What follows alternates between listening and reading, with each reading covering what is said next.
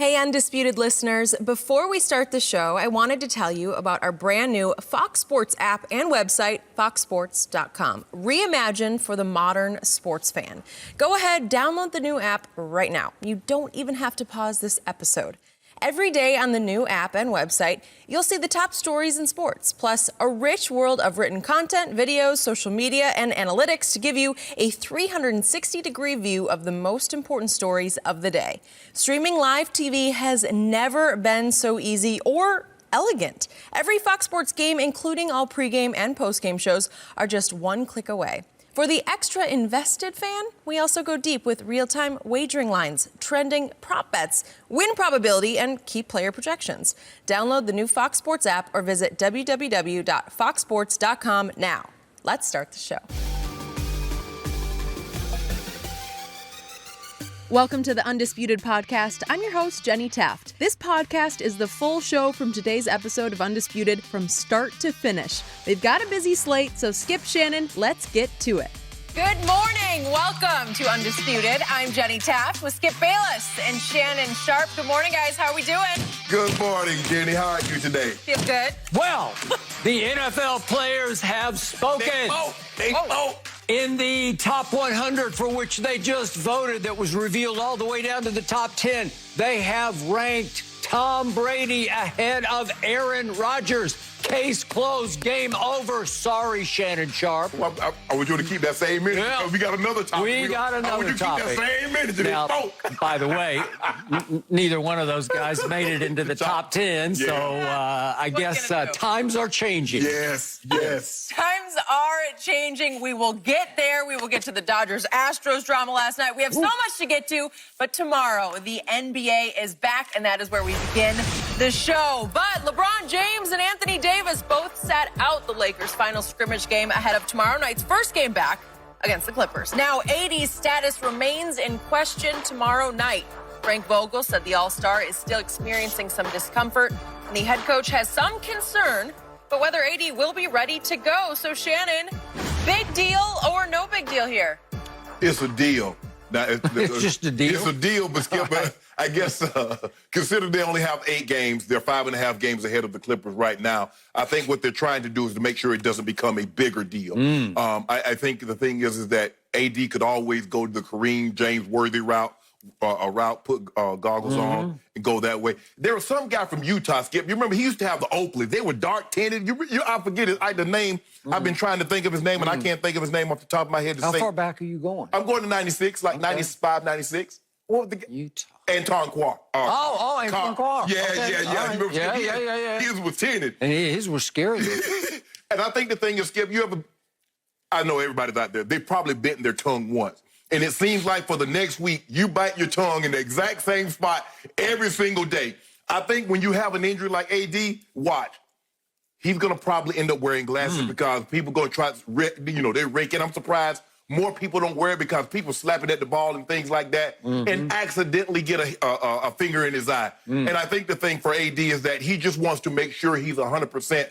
But if I'm them, I would put glasses on, put some protective eyewear on, and try to get AD to go on out there.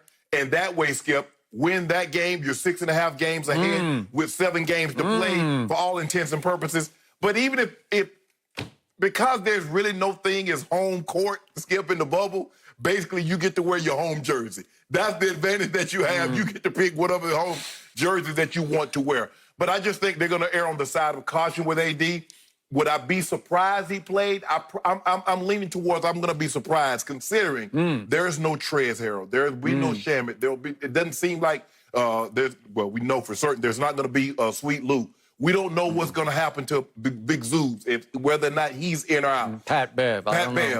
So, Skip, I'm leaning towards AD. Probably the Lakers are going to err on the side of caution. But in order for this not to become a something that we talk about every day, and does it debilitate the Lakers' chances? Because I don't think without a healthy AD they can win it.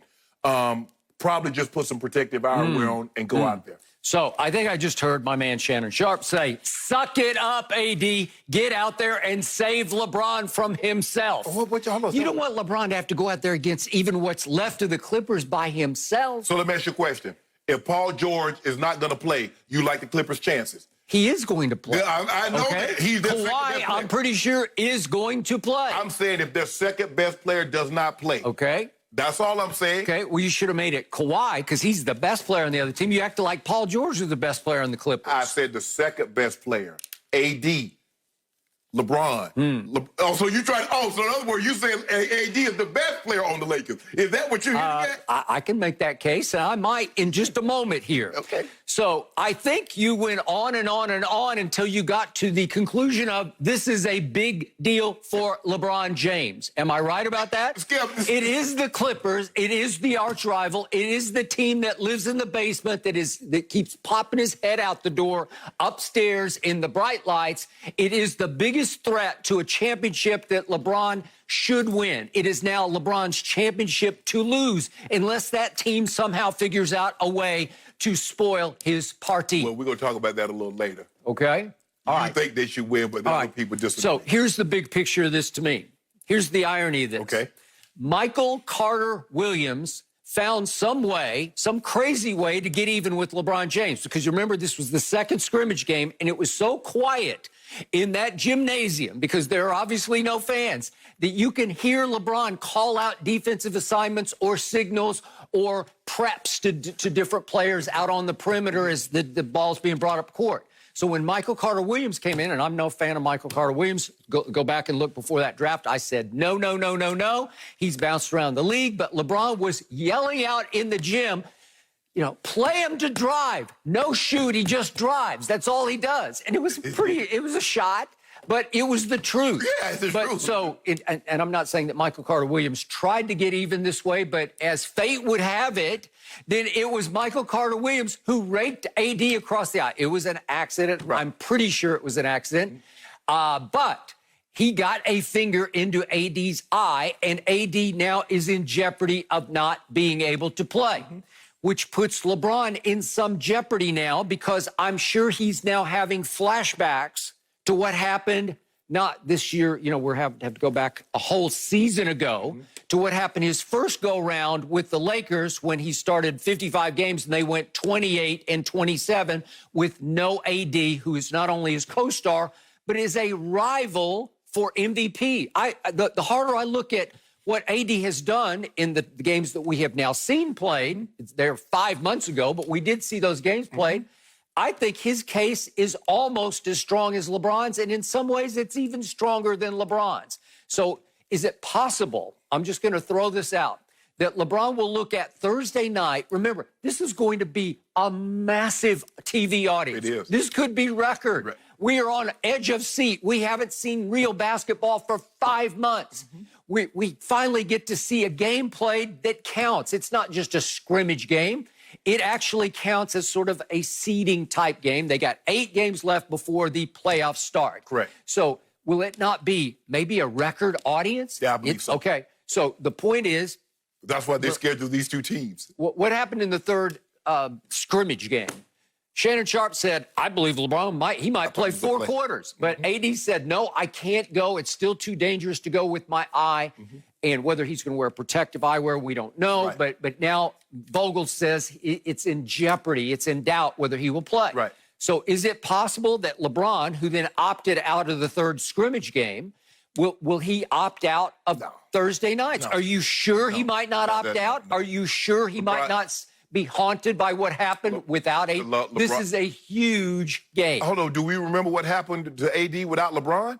You make it seem like AD was going to finals after finals. I'm talking about the best player on the planet, says Shannon Sharpe. Yeah, I remember the best player on the planet couldn't get out of the first round until he got Scottie Pippen. But we're not talking about that.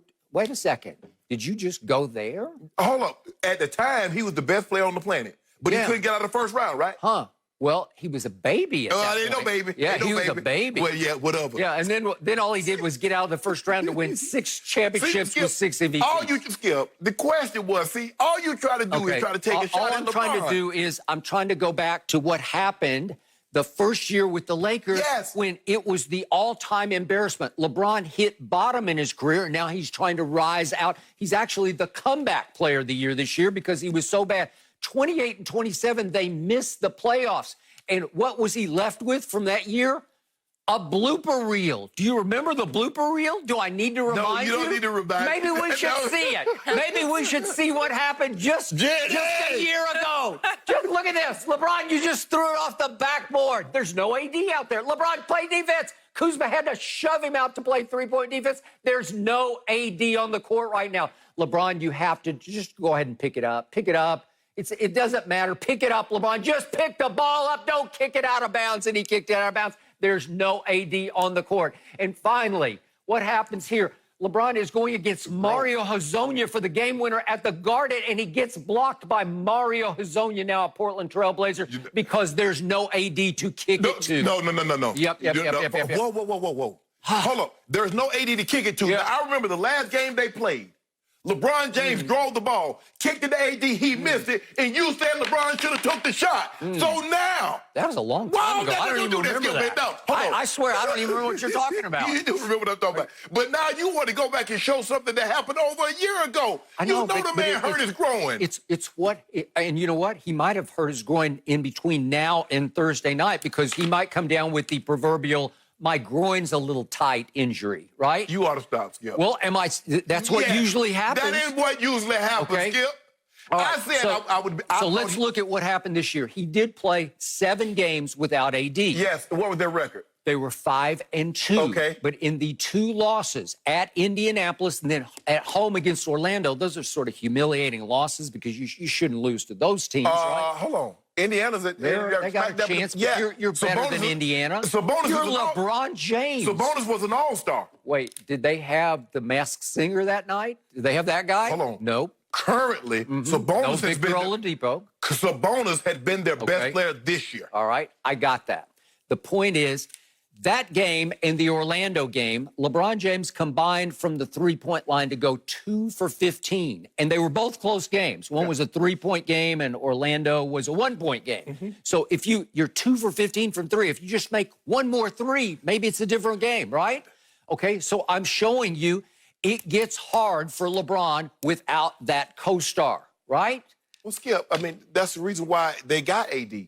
They trying to lessen the load on LeBron. And that's why you have these second stars. So if the first star is cold, the second star can bring it home. So then what happened in we've seen 3 Clippers-Lakers games so far. Yeah. First one, what happened? It's a tie game going to the 4th quarter, and LeBron scores 2, and unfortunately he got no help from his new partner in quote-unquote crime because AD went goose egg in the 4th quarter, and Kawhi took over, and they lost. And then what happened in Game 2, Christmas Day game, and it was a Laker home game. What happened down the stretch? LeBron had a 3-point shot to tie, if we could see this. Oh my God. And what happened? Well, he's got, this haunts him. He's having flashbacks right They now. have no flash. Pat Bev is there, and Pat Beverly, at 6 feet 1 inches tall, blocked LeBron's shot. Skip, That's Clippers-Lakers. Skip. He blocked his shot and knocked it off his hands, out of bounds, back over his head. Game over. Skip, any defender knows, in order to shoot the ball, you got to bring it up to the shooting position. So LeBron James is dribbling the ball. Pat Bev knows the amount of time that's on the clock. He knows in a few seconds, LeBron's going to have to get into a shooting position. So he knocks the ball. You make it seem like he met him at his apex and blocked it. 6'9" versus 6'1". Skip. Wow. He ain't... Best player on the planet versus a guy who bounced around Europe for a long time. If you don't mind me asking, where is he bringing the ball up from? The ball is here. So it's right there in his wheelhouse. He's so you the can be best player on the planet. So I'll to make sure I'm hearing you correctly. Yep, you're hearing me. So Michael Jordan never had a shot block. Larry Bird, Magic, Kareem, nobody's ever had this. I'm not sure Michael Jordan ever did have his shot blocked. I'm serious. I'm not sure about that. I'm just not sure. Okay, so now, what is LeBron also haunted by? He is missing one teammate for sure. Avery Bradley opted out before they went to the bubble. Okay. What happened in game number 3 against the Clippers, the only game the Lakers won? Avery Bradley went into the twilight zone. Right. He made 6 3-point shots. He made 4 of them in the 3rd quarter while LeBron was going scoreless. That gave them the edge that they were able to hold on to, thanks in part to LeBron down the stretch in the 4th quarter. It was the Avery Bradley Memorial game, and he is not there against these Clippers. Okay. So if you don't mind me asking, so what are the Clippers going to do minus the 40 points off the bench between Trez Harrell and Lou Williams?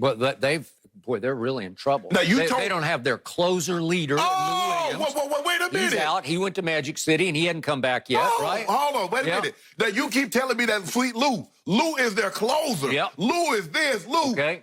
So where is he going to be there? Okay, and now Montrez and Yahoo has reported, our man Chris Haynes has reported that Montrez still isn't back in the bubble. So I don't know what happened to Montrez, but he is definitely gone and out for Thursday night. So how well did those guys play in the first 3 games?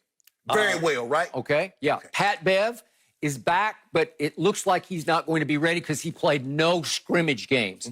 Landry Shamet is back but played no scrimmage games. So how effective would they be on Thursday night? My point is, all the pressure is going to be on the King on Thursday night because everybody's going to say, well, you should win this game against your arch rival. No, it's not a home game. I mean, it's being listed as a home game, but they get to wear their home uniforms. The pressure's on the Clippers. Really? Because everybody's got the Clippers. They're up 2-1 in this series. What if they win another one? What if they go up 3 out of 4 games? Means nothing. Means a lot. Nothing. To the team in the basement, the stepchild of L.A., it means everything. If you went to the playoffs having won 3 of 4 against this team, I think it would be a huge and distinct psychological edge. Nothing. They was up 2-0.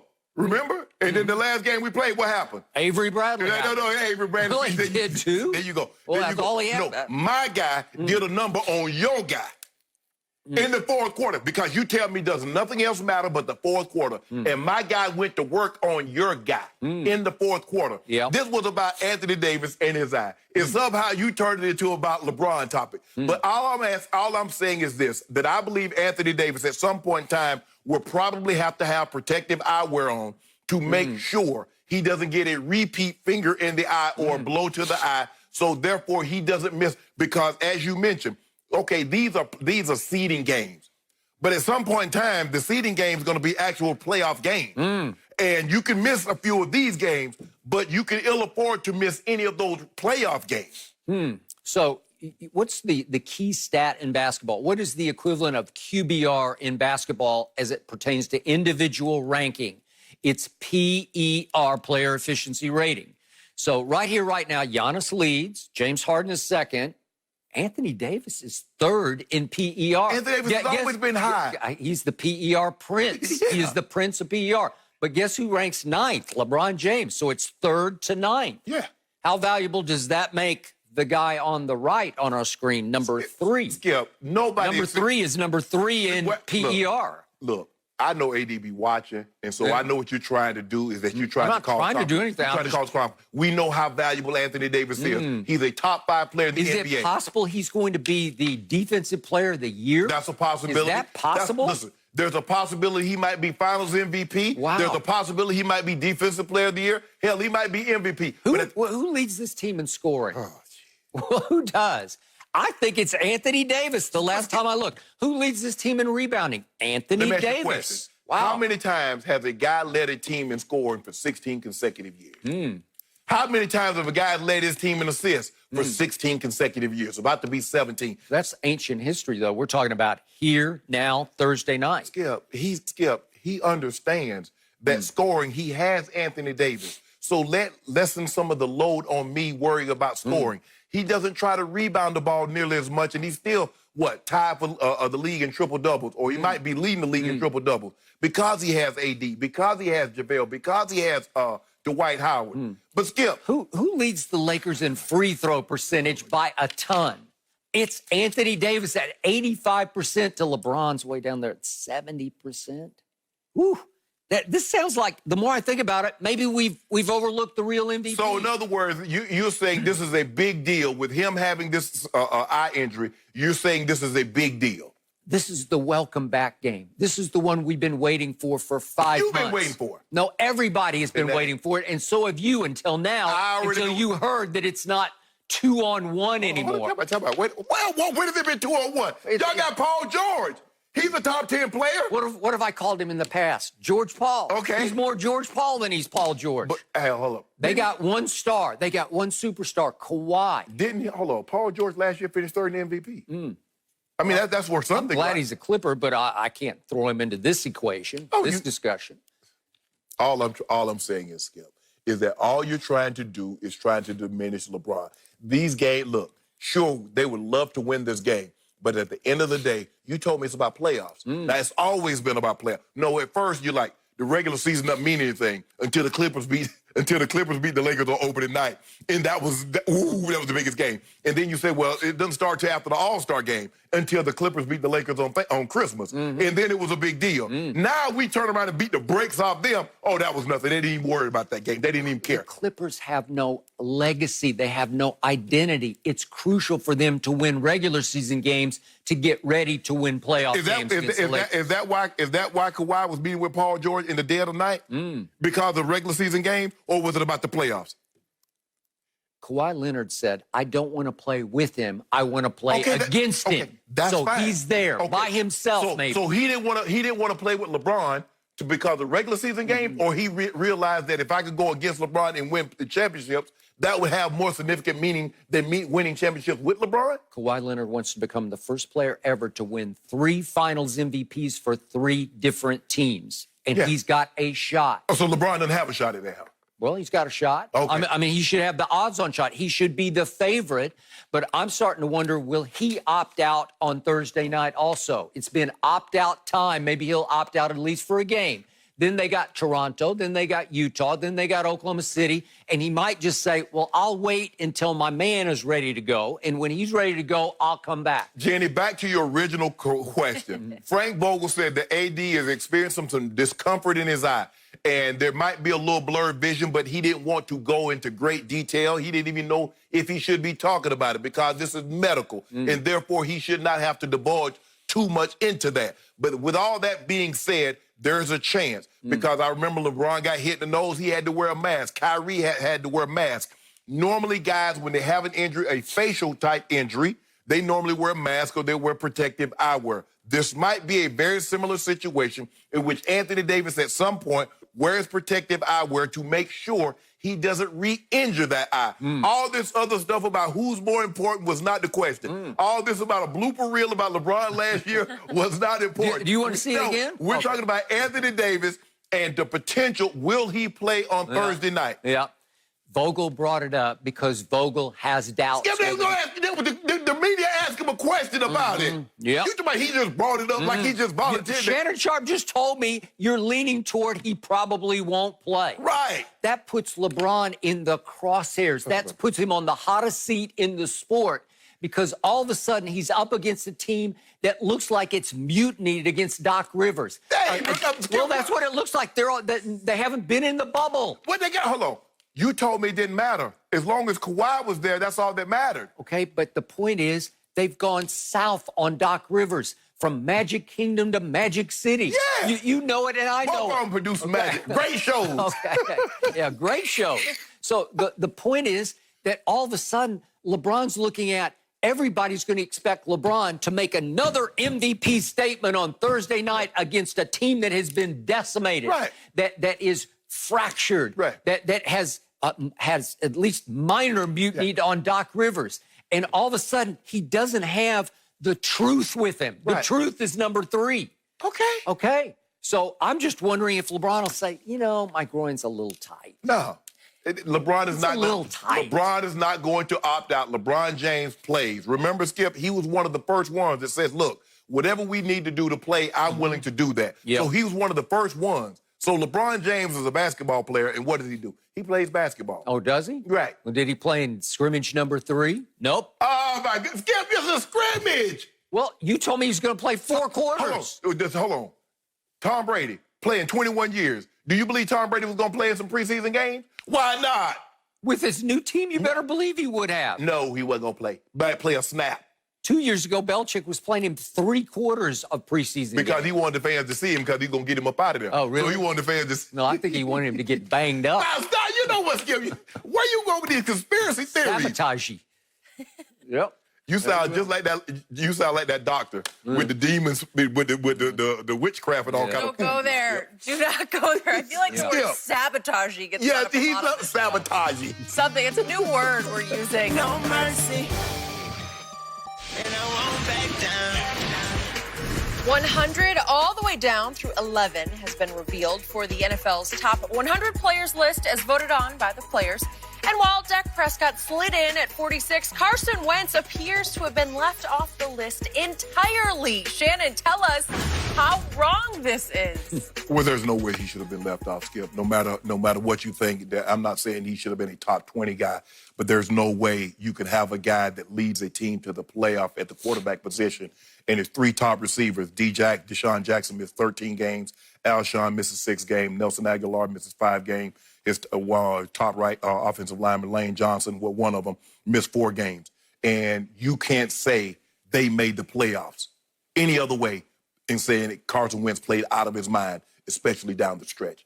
And to say Ryan Tannehill, after 8 games, had a better year than Carson Wentz. Jimmy G was unbelievable. Skip Bayless said, I can't believe.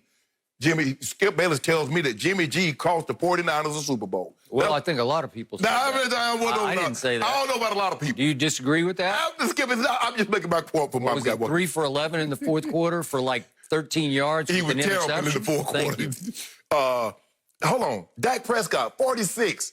You mean to tell me, how can Dak be 46 with Zeke Elliott, Michael Gallup, Amari Cooper, Randall Cobb, the top offensive lineman, 3 Pro Bowl offensive linemen, Zeke Elliott as your running back who was in the 20s. He was 24th. And you don't make the playoffs. And a guy misses his 3 top offensive receivers. And he has Miles Sanders is not even mentioned in the ballpark of Zeke Elliott. One guy gets his team to the playoffs, the other guy does not, and he's ranked higher?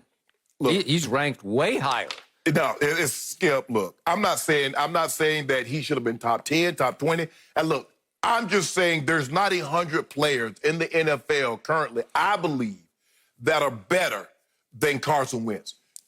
You can say obviously they're the Skip, the quarterbacks, and you say Brady, and I want Rodgers or Lamar and Wentz, and not Wentz, but Mahomes, Russ. Okay, Skip, I get that.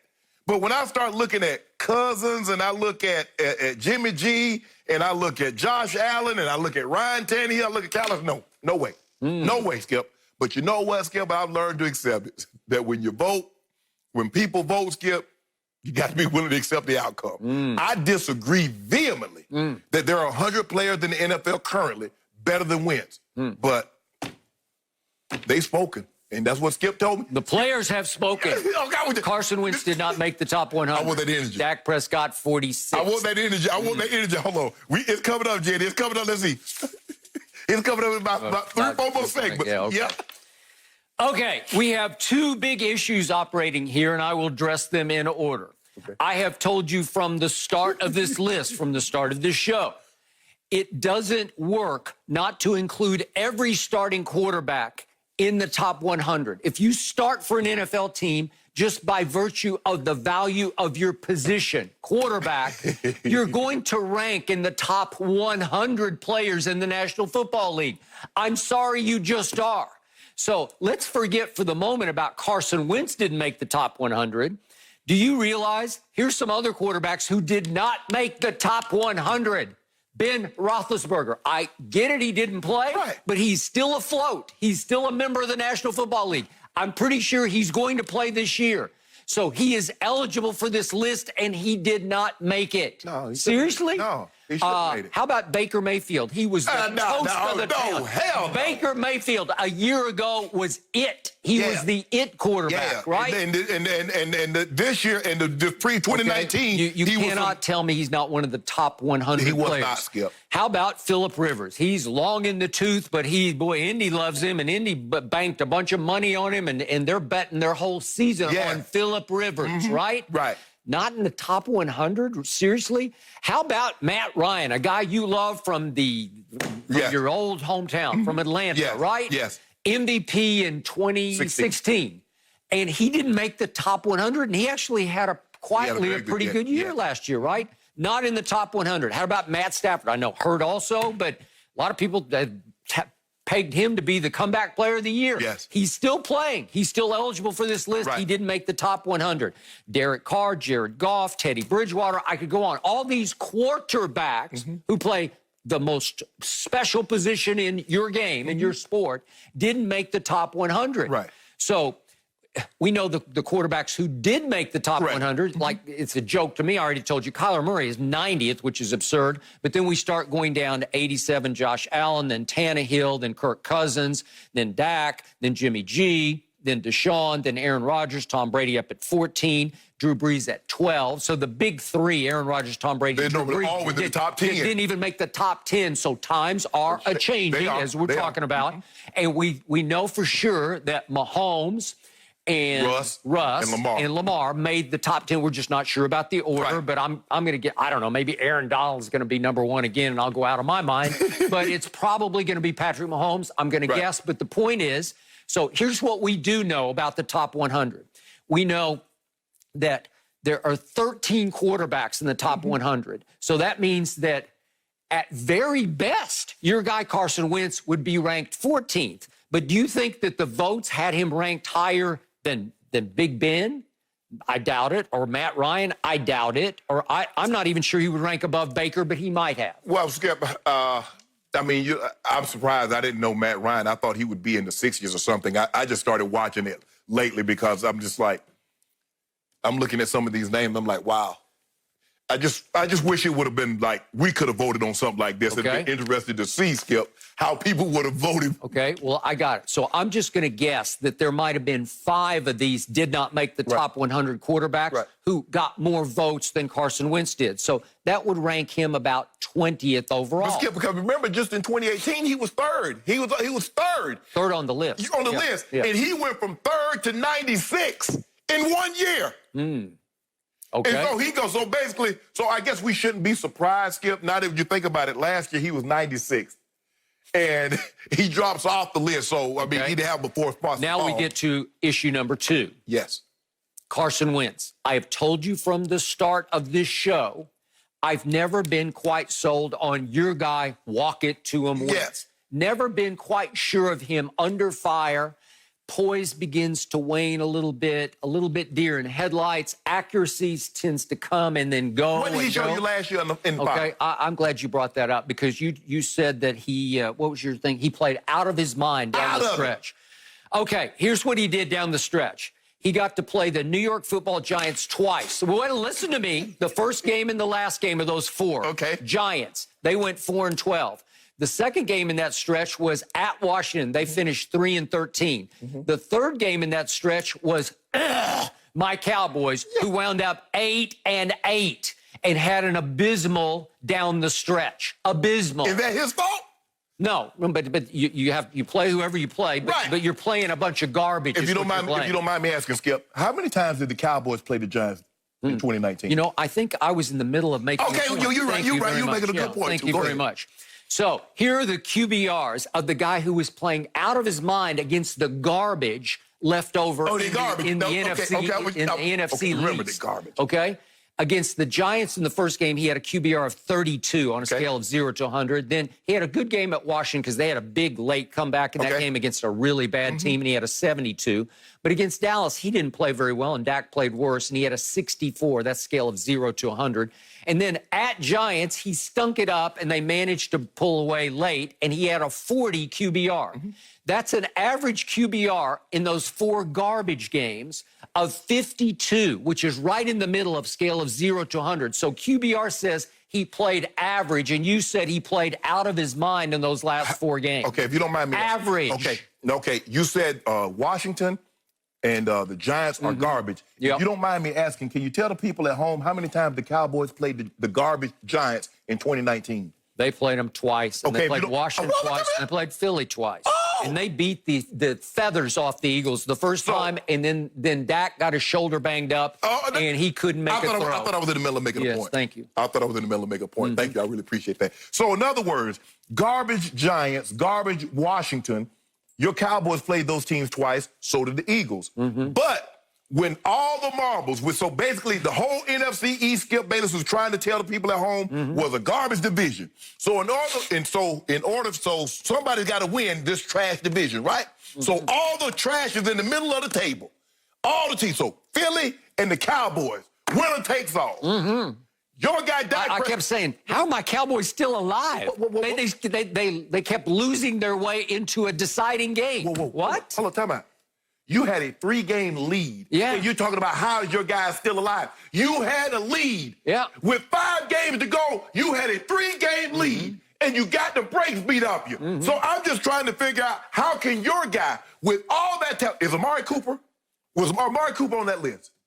He didn't play away games. What about timeouts? He only played at home. I just want to make sure. So I'm looking at this. Okay, Amari Cooper made the list.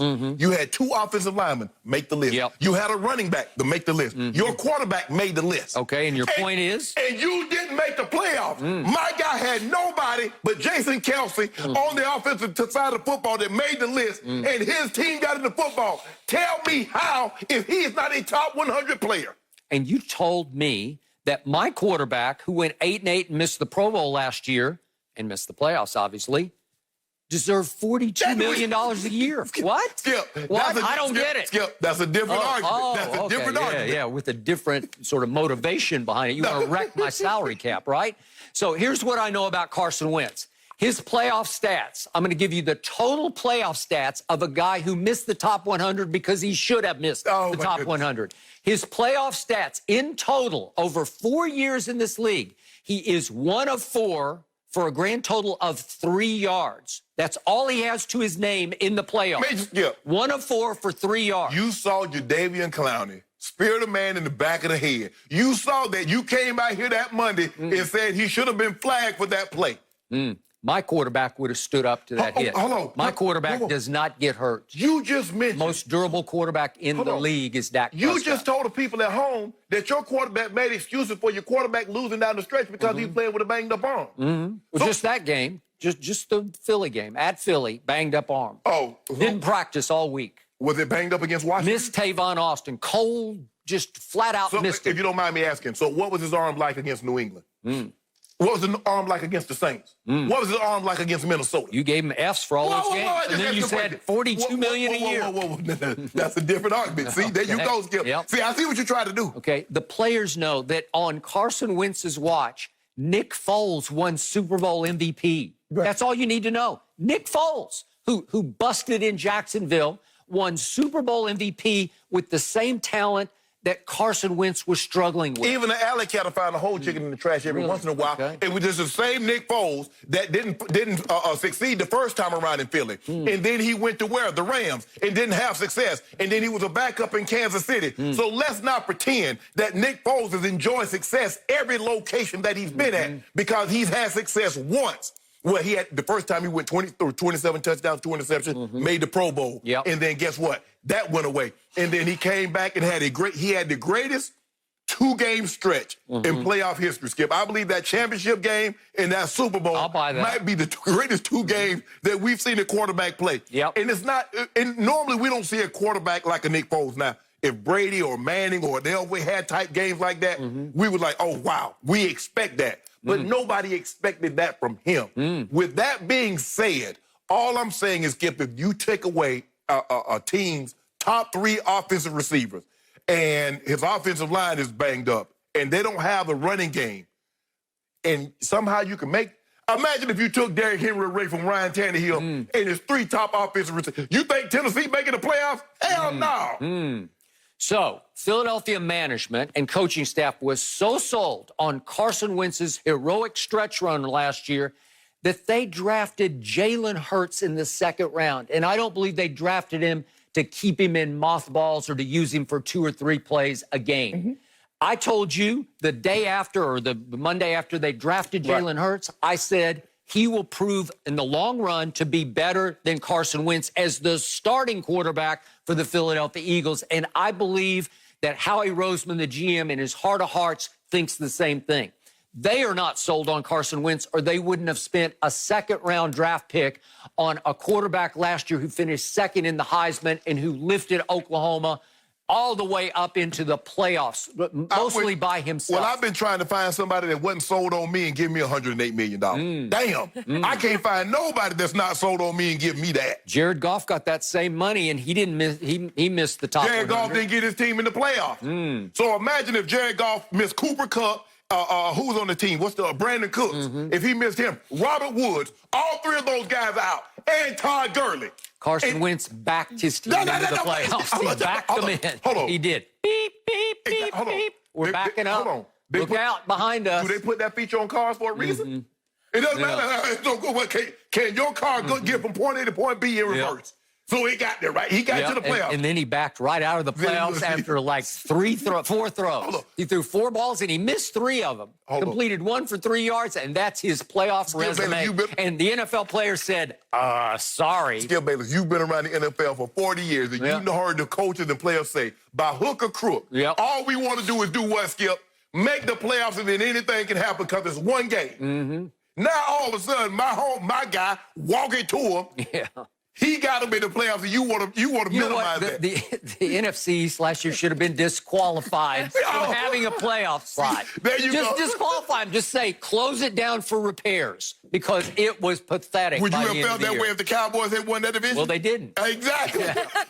Exactly. We had some low moments during some of those games coming back on Monday. I just wonder how Carson feels to not be respected among his peers. Maybe it motivates him, Shannon, in a different way. Who knows? He's going to be top 20. He'll be top 20 next year. Yeah, maybe that's the case. All right, we're going to get back to the list later on in the show, but I want to go back to LeBron because he will be skipping one tradition this year, going 0 dark 30, or as LeBron calls it, 0 dark 23. Typically during the playoffs, LeBron will stay off social media to focus on the games.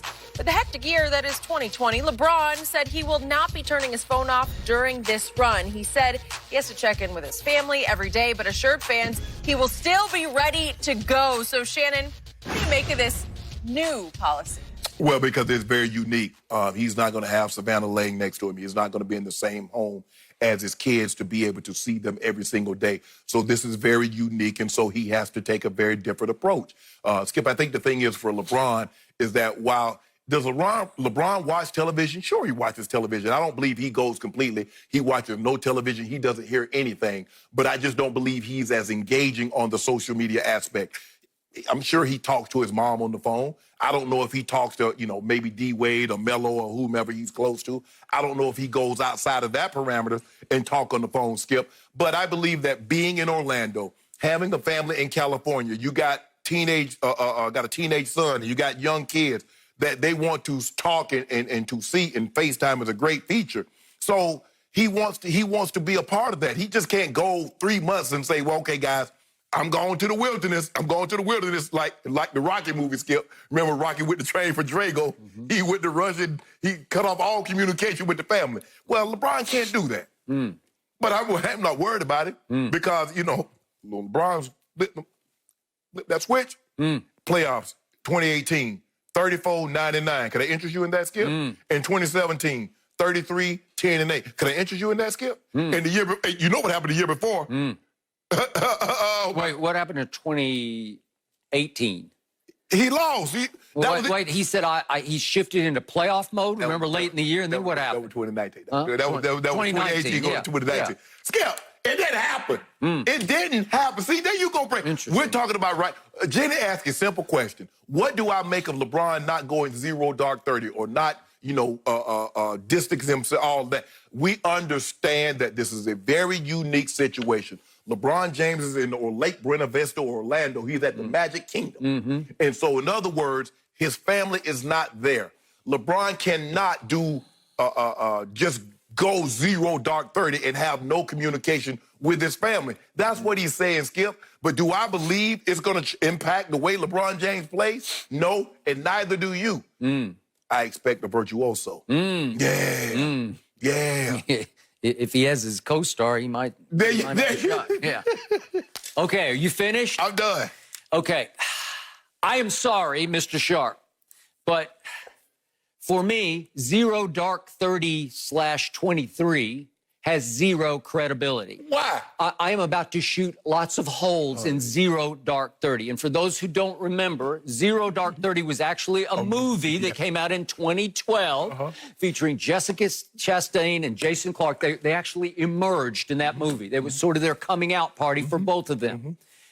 And off that... Won the Academy Award. Yep. Off that, in 2013, LeBron opted to take that movie title to sort of sum up his approach to the playoffs. He had already won his first championship in 2012 against the Baby Thunder. The Baby Thunder. And he got a lot of help down the street. Woo, he got big games from Mike Miller and do you remember Mario Chalmers? It was something. But the point is, he did win his first ring, and he said it's about damn time. And then going into the 2013 playoff run, he suddenly announces on April the 20th that he has activated 0 dark 30 at that point 6 because he was wearing number 6 in Miami, right? Yep. And he said in that tweet, "I'm gone." Okay? So it was a revelation. It's like he has found a way to change his life, to shut out the world and go 0 dark 30 and lock in on playoff mode, right? So it was so effective that in the finals, in Game 6, they were in such trouble down the stretch that it looked like they were done. And my team, the San Antonio Spurs, actually had a 5-point lead with 18 seconds left in the game.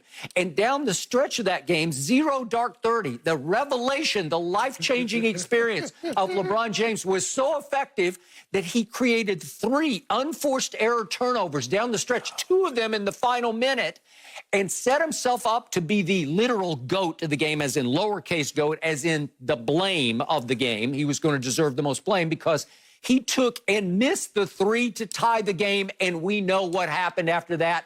Ray Allen saved his legacy. Offensive rebound. Why there was no Tim Duncan in the game, I don't know, because I thought the game was over when LeBron LeBricked the 3. And Chris Bosh retrieves the offensive rebound, kicks it in the corner to Ray Allen.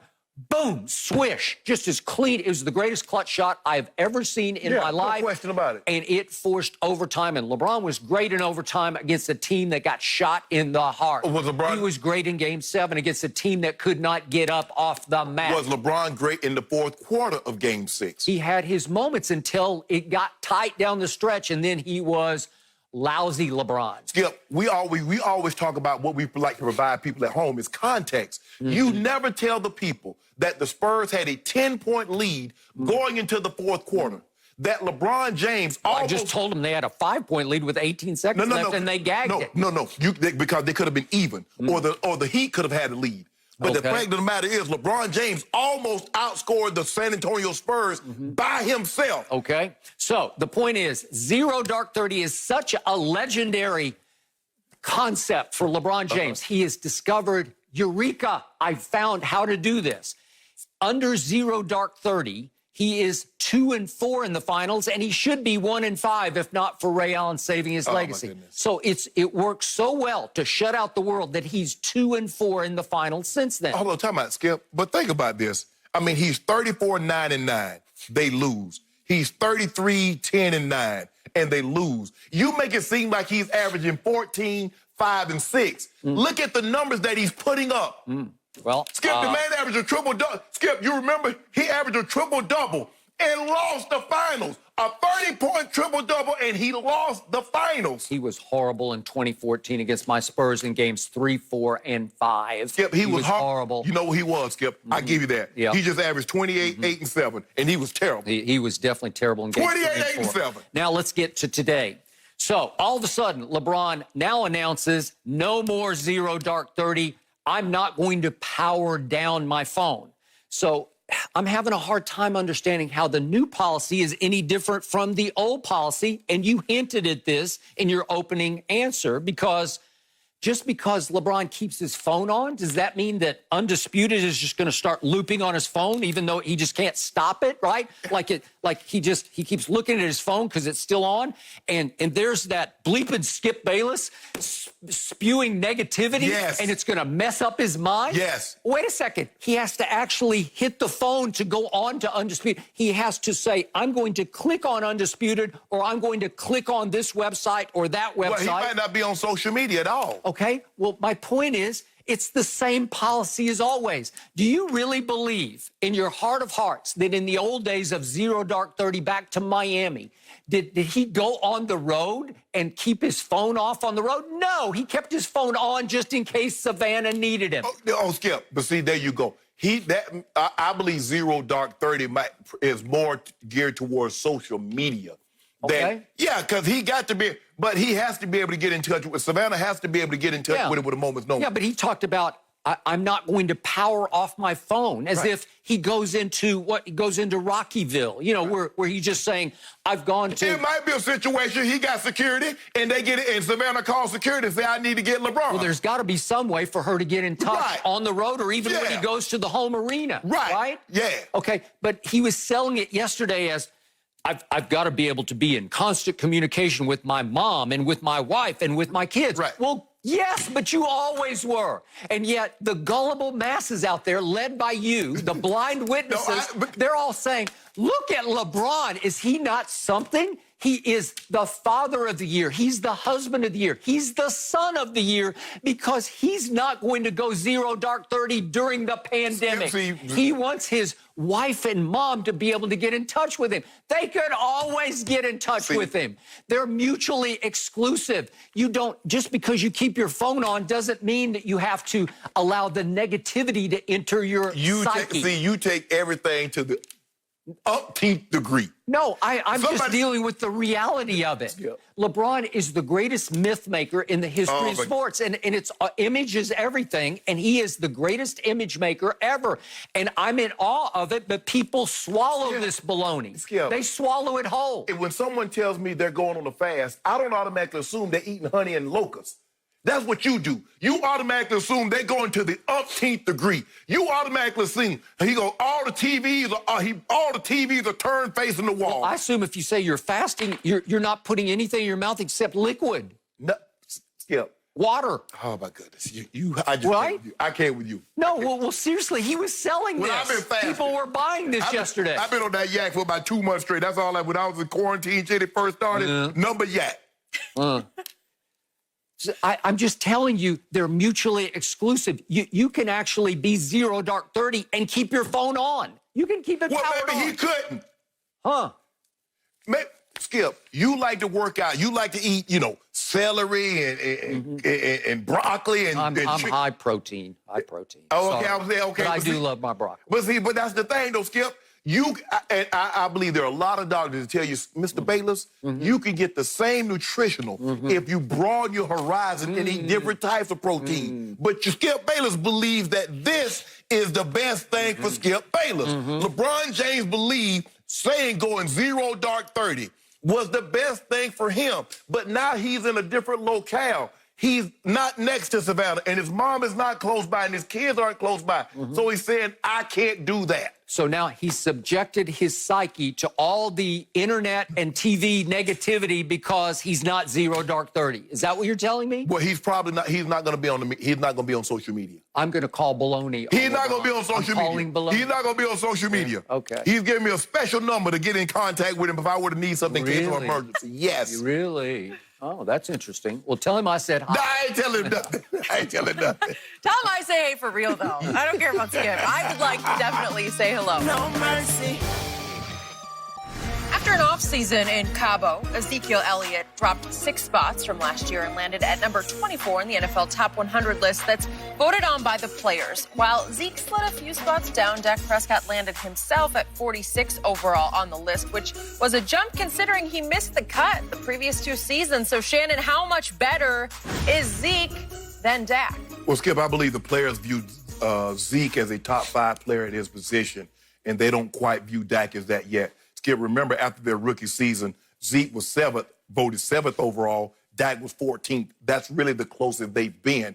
And from that point on, what they told and what looking at the voting, if I'm a player and I'm thinking, the players believe Zeke is the engine that makes this offense work.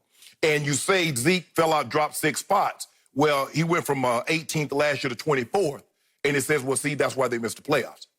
It's because if Zeke can do his thing, because last year he was 18th, and they made the playoffs. So they believe that the engine that makes the Cowboys offense work is Ezekiel Elliott. And they've always believed that, Skip. That's why, you think about it. A guy coming off his rookie season is think about this. Kyler Murray is 90th as a rookie. He was Offensive Rookie of the Year. Zeke Elliott was not Offensive Rookie of the Year. That was Dak Prescott. It just goes to show you what they thought about Dak, Skip, even after his rookie season, because they put him 14th. but they put Zeke Elliott top 10. So that's if I'm reading this correctly, they're saying it's Zeke. Zeke is the Cowboys' best player. And from the day he set foot into the Cowboy, whatever they call it, Cowboy lane, Cowboy play, Skip, he's been their best player. He is their best player, and we're voting accordingly. That's the only thing I can deduce from this. They're saying Dak is the 9th best quarterback. Jimmy G, Watson, Brady, Rodgers, all those, Lamar, Russ, Mahomes, are all ahead of him. And what? So we got 2 backs. So Dalvin Cook was rated higher than he was. Yep. It looks like Derrick Henry and McCaffrey. C-Mac will be higher than he. Okay, and you got Dalvin Cook. So there's 3. Right. So that would be Zeke is 4th. Right. And they have him above a guy you love and think is really good, Saquon. I think you think he's right there, the top of the list. I think Saquon missed 3 games. It's going to be interesting to see if he can put together 16 healthy games, what Saquon will be. So Saquon was 31st. Aaron Jones was 33rd, which was pretty good. And I told you, I thought he was the MVP of the Packers, not the other Aaron. And we'll talk about the other Aaron in just a moment here. And Nick Chubb was all the way up at 36 where he belongs. Right. He was that impactful to me. Right. But they're saying Zeke ranks 4th. 4th. Okay. And that's kind of, Skip, if I'm not mistaken, Skip, that's kind of how they had him. Because remember, they had like Saquon, Christian McCaffrey, and I think they had Zeke either 3rd or 4th on the in Pro Football Focus or something like that. Okay. And he got upset about, saying they put Okay, some so respect I on want to that. get my partner Shannon Sharpe on record. Oh, there you go. On his hot seat on national TV. Is Ezekiel Elliott still the straw that stirs the Cowboy drink? Is he still the engine? Do they go as Zeke goes? I need an answer, definitive yes or no. There's constitutionality here. I have right of protection To plead the 5th? Yes. You just pled the 5th on that question? Yes. Because you've been telling me that Dak Prescott deserves upwards into the 40s millions. Like Mahomes got 45, and you say Dak deserves that 42 million you want. If you think about it, though, Dak was not even ranked last year, and he's 46 this year. And if you look at some of the guys that were written up that didn't make the list at quarterback position, he might have been in the same position that Wentz walking to him was in. So he might be 125, 150, and he's all the way up to 46. Skip, he plays the quarterback position. I'm just telling you, Skip, I'm telling you how the players, how they view Zeke and how they view Dak. Well, you're a Hall of Famer. How do you view Zeke? I want to know, Mr. I plead the 5th. Is he the man in Dallas? What? Do they go as Zeke goes? Is it 21 or is it 4? So you're doing they eat as Zeke eats. Look, Skip, okay. I had the very fortune to play with a quarterback that's in the Hall of Fame. But we didn't win the big one until we got a running back that's also in the Hall of Fame. That is true. They kind of throw the hump. So they kind of go hand in hand. But the thing that Dak is going to have to be able to do, when teams bottle Zeke up, he's going to have to deliver them, Skip. He's going to have to win some shootout-type ball games. And we have yet to see him win those games that can say, you know what, like Russ. Everybody say, oh, man, it's the Legion of Boom and Beast Mode. It's the Legion of Boom and Beast Mode. Well, they dismantled the Legion of Boom. Beast Mode went away, and Russell Wilson just kept winning and kept winning. And it's going to be hard for me to see Russell Wilson not as the top 3, top 4 player at the top 100. Okay, I got it. My turn.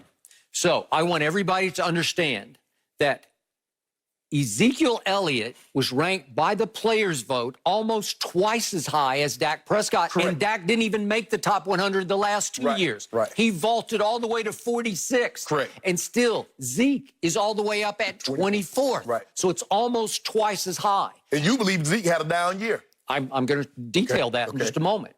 But I want everybody to understand, even though Zeke got his money before last year started, he came back from Cabo, even though he looked like he was still running in Cabo sand when the real game started. He came back from Cabo to get 5 years, $90 million. That's $15 million a year.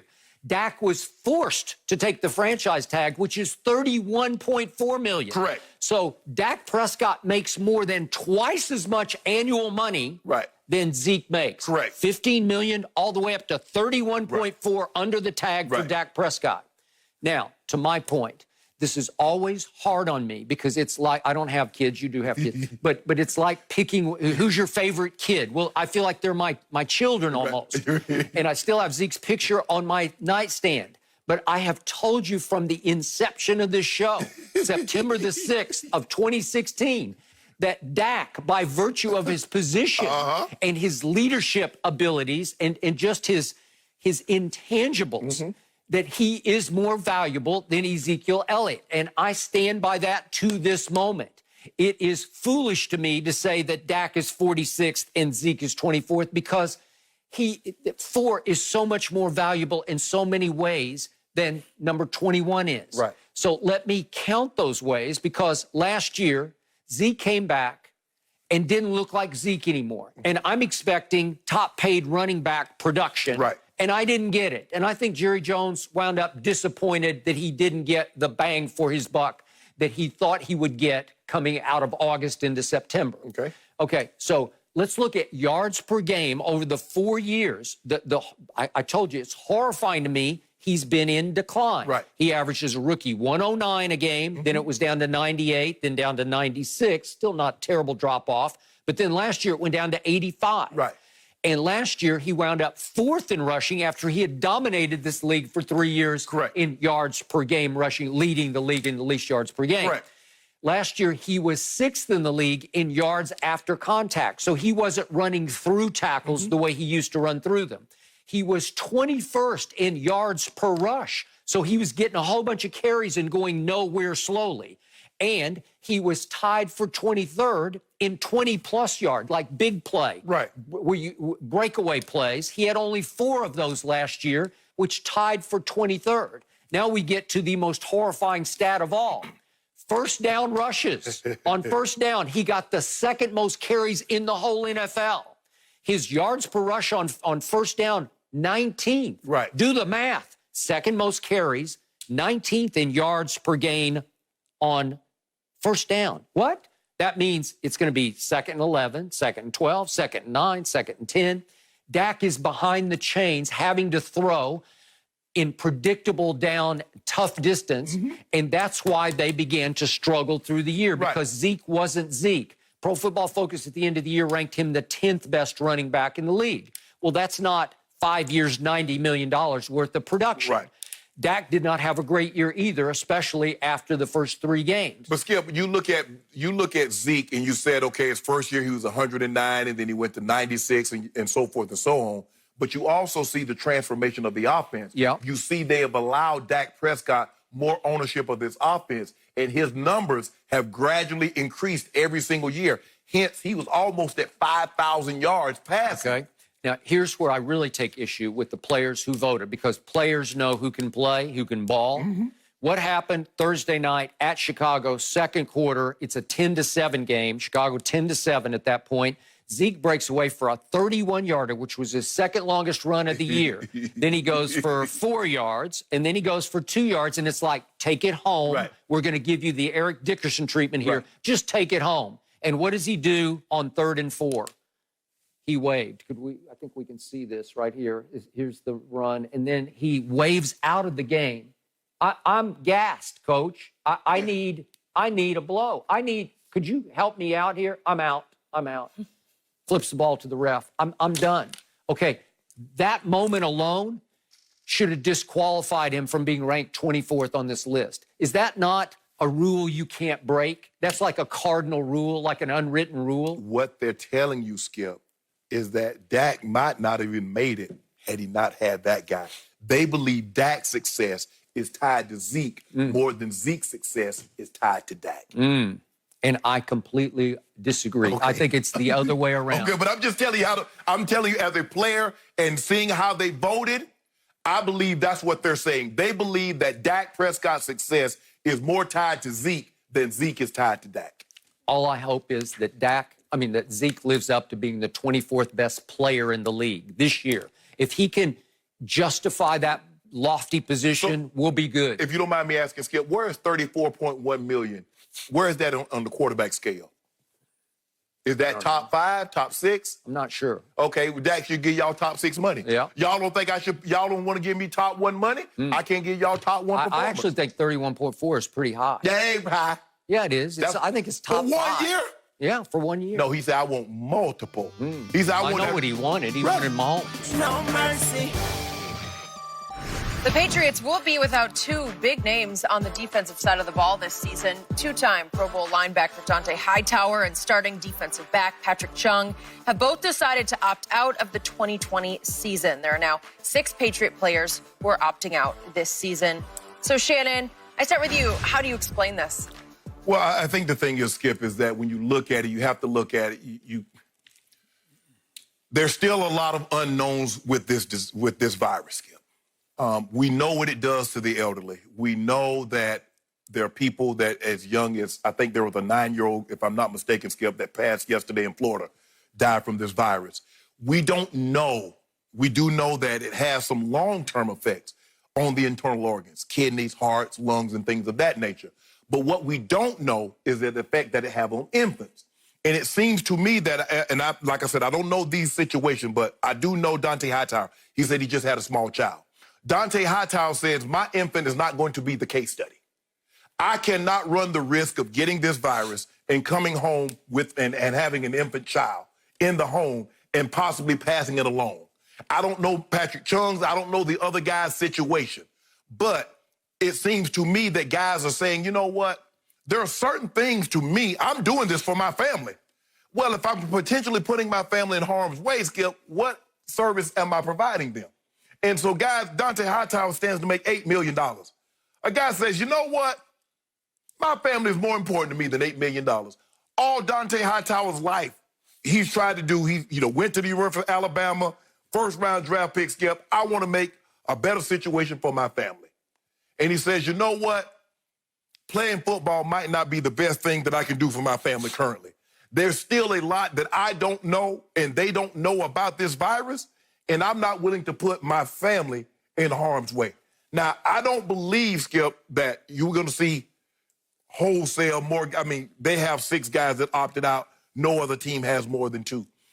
Now, we know if you have a morbidity rate, Skip, you have hypertension, you have kidney ailment, you're asthmatic, you have certain conditions, you're predisposed. You're at a higher risk of getting this and it having an adverse effect on your life. Okay, Skip, you look at James Conner. James Conner had leukemia in college. He says, I'm playing. He's in a high risk factor, but he says, I'm willing to forego that in order to play. So, Skip, you got to look at this as a case-by-case basis. I don't believe guys are getting up on the phone, man, I'm opting out. Yeah, me too.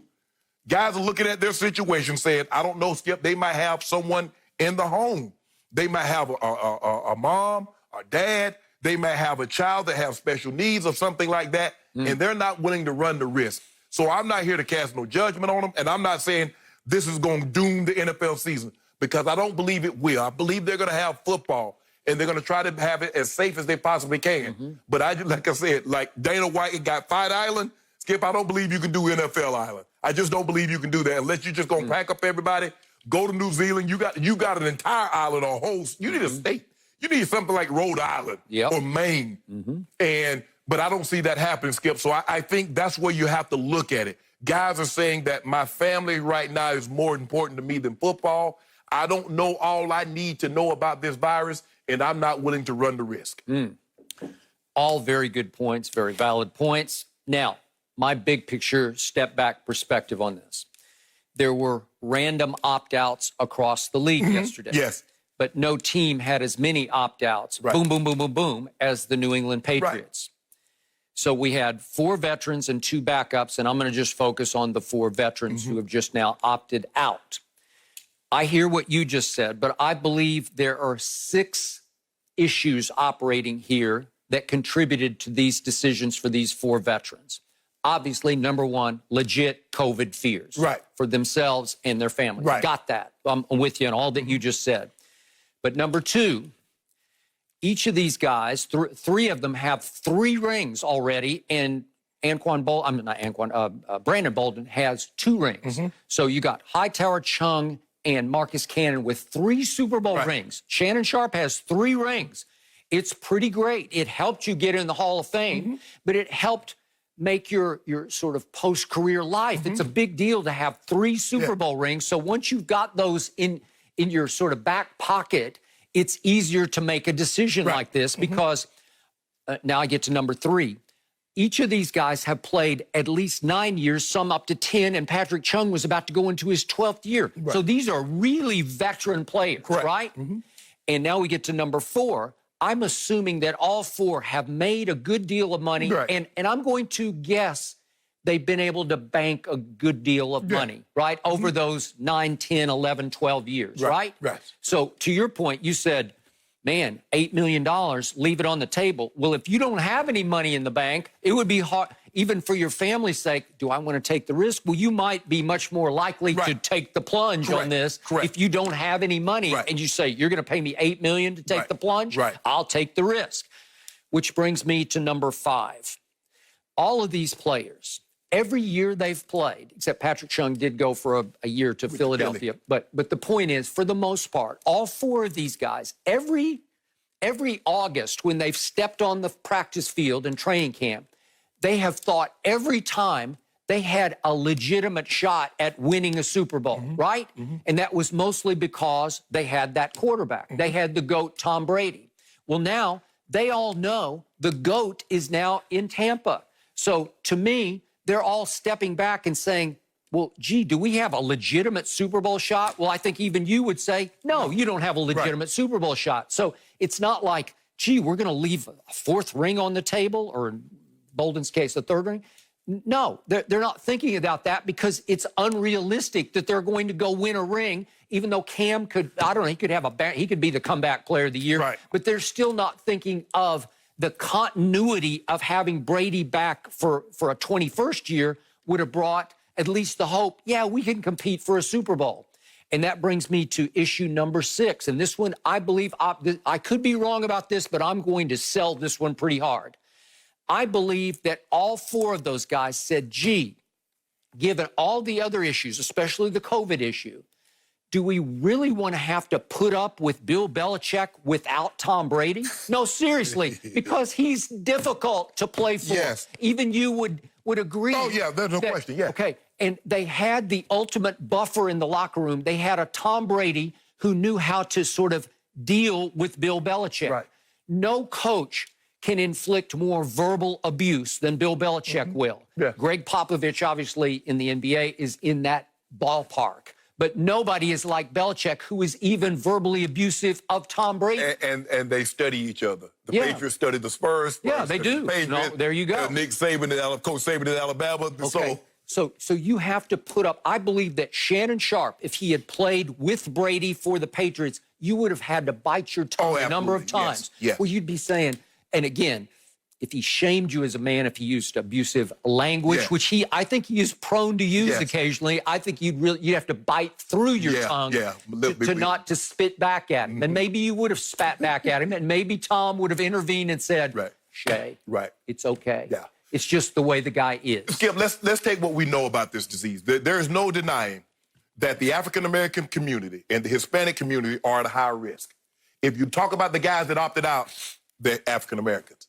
And so they're saying this disease disproportionately, for whatever reason the case may be, and we know what it is because there are a lot of predisposed people in the communities. So they run the higher risk of hypertension, high blood pressure, kidney ailment. You more pre-existing? Yes, they have. So they're predisposed. So pre-existing conditions, yes. So if they get this, they're more likely to have adverse effects than they say our Caucasian counterpart. And if you look at a lot of the people that's opting out, Skip, that's what's happening. You look at Marquise Goodwin. Marquise Goodwin says, Marquise Goodwin, who traded for the 49ers to the Eagles, says, I can't do heartbreak anymore right now. His wife had 3 miscarriages. They were able to have a child recently. He says, I can't do it right now. Legit So, reason, Skip, for me, I don't believe there's any other reasons other than guys are really looking down at themselves, sitting down and having very tough conversation with their significant other and their family and saying, is this worth it? Okay, I got it. I'm with you on all the above. But they're all sitting back, these veterans, saying, wait a second, we lost Kyle Van Noy, and we lost Jamie Collins. And then, wait a second, we lost to Landon Roberts and Danny Shelton. And we didn't really replace any of them with any legit proven star power, right? So they're looking at their chances next year, even on the defensive side, as not great. Skip, I'm going to be honest with you. I don't believe that even entered Dante Hightower or Patrick Chung, Marcus Cannon. But I'm saying that closes the deal in your head of, gee, do I want to go out there and fight for what? Are we even going to be able to make the playoffs? Marcus Cannon is in the highest risk. Okay, I got it. So for him, it was a no-brainer. Okay, but I'm looking at when they look at the final factor, I got to go take Belichick's guff, the tyrant coach, and I have to try to play with a defense that can't be nearly as good as it was last year. I can't see it unless Belichick does have some mastermind plan in place. And on the offense, it was the worst supporting cast Brady has ever had. Cam is now going to inherit it, although it looks like Belichick may want to go with the guy he calls Stid. It might be Jared Stidham, who's never started an NFL game, in place of the GOAT. On an offense, did they add anybody on offense that raised your eyebrow? No. Did they reload on offense? No, they didn't. So I'm looking at I know Fox Bet still has New England barely favored to win the division. I can't see it. I don't know how they're going to be better than Buffalo. Buffalo wasn't a fluke last year. Skip, all those things, they're very compelling points, but I don't really want to look any further than a guy's individual situation says, okay, what is in the best interest? Because at the end of the day, Skip, everybody says they do this for the family. Tom says, I'm doing this for my family, you know, my mom, my dad. And so the thing is that you have an infant child or you have someone that's at a risk level in your home. Okay. You have to really make a tough decision. Well, let's look at Cam Newton. He's got, I'm not sure how many, does he have 2 kids, I think? Cam is father 7. What's that? 7. Is it up to 7? Yeah. I thought he had 2 recently. Yeah, no, he got like 4. He got All right, young kids. Okay, so is his family going to be at risk because he's going to plunge into this full speed ahead? Well, I don't want to divulge Cam's situation, but, you know, Cam is going to have to make a decision that's in the best interest of Cam Newton. Because there are other guys, you know, Cousins have kids. There are a lot of quarterbacks. There are a lot of, you know, linemen that have, you have to, what is the best situation? Like I said, I can't lay it out any clearer. You look at the running back from Pittsburgh, Skip Connor, he had leukemia. He's in a very high-risk group. He says, I'm playing. There are other guys that have infant kids, they're playing. And you look at Dante Hightower and some of these other guys says, no, I'm not willing to accept that risk.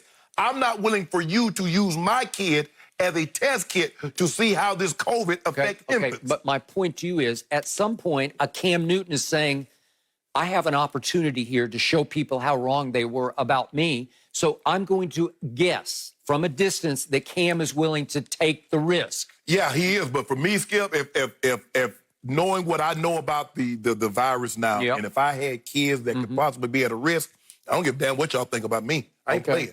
All right. Well, it's definitely an individual's decision. Yes. Right. And Chung actually spoke this morning a little bit more about the decision. He said he has a baby girl on the way. His son suffers from a bit of asthma. His father is 75 years old. And he said, look, this is about my family. It's about their health and safety. And it's not over. It's just postponed for now. That was what he discussed this morning. So as we continue to see how all players are adapting to this, and tough decisions have to be made. No mercy. So yesterday, Rob Gronkowski tweeted this picture of himself simply with the caption, "It's go time," followed by a pirate emoji. Tom Brady took notice and replied with 4 words. Indeed it is, Robert. Indeed it is. Love it. I love it, Shannon. Love it. I know you love it. I love it. Love it. What do you read into this? Should I throw up now or later? So now we call everybody by their government name, huh? Oh, Robert. Oh, Thomas. This is so. Why you get a kick out of this? I think you get such a kick out of it because you know it annoys me. This is so ridiculous. Every time I see one of these, I think of you first. I think, I wonder what this is doing to him. Man, I saw this yesterday come up on my feet. I'm like, really, y'all really? Skip, look, I get it. Camp is here now. Yep. And, you know, Tom feels like he has something to prove. So does Gronk, because Gronk was away. And it's going to be interesting to see, Skip, what Gronk is. Because Gronk, if we last remember, Skip, he had his lowest numbers in a full season since his rookie season. 47 catches, only 3 touchdowns. And what we had started to see is that he could dominate a series, but we didn't see the games where Gronk would just take the game over. We saw him have spells against Kansas City the last time we saw it. I'd say. We saw the series against the Rams in the Super Bowl. Those work.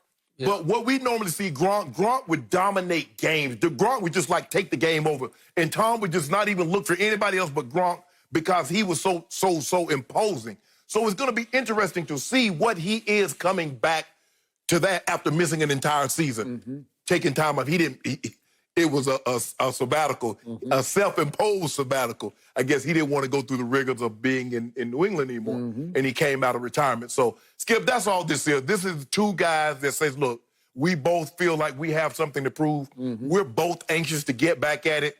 But, okay, can we leave the Robert? Can we leave the Thomases? Can we leave that out of there, really? Because it's, like, really annoying, and I'm, like, so tired of it, Jenny. Jennifer, or should I call you Jennifer? That means I'm in trouble. Please don't. What's the government form of Shannon? I don't know what it is. The government form is Shannon. Yeah. That's what most people call me, Shay. Okay. So, the reason I love this is because I think there is a little method to the madness. You cannot tell me the timing of this post from Gronk and that response from Tom Brady was coincidental to what was happening up in Foxborough at that moment. I believe that they wanted to send a message up to Foxborough that while you guys are opting out, they had 4 veterans opt out, we are all in way down here in little old Tampa Bay, right? Yep. And it was the equivalent of the shot from the pirate ship, as they have down there in their stadium, over the bow of Belichick's yacht he may have been on over the last month off Nantucket, right? Yeah, he hit the tuck. What's he call it? 6 rings or something? I don't know what he calls it, right? Looking for 7. Well, no, he's not going to ever get a 7, so he doesn't have to worry about changing the 6 on his yacht. But it was just a shot to say, we are all in down here while you guys, it looks like our old dynasty is starting to come apart. Right.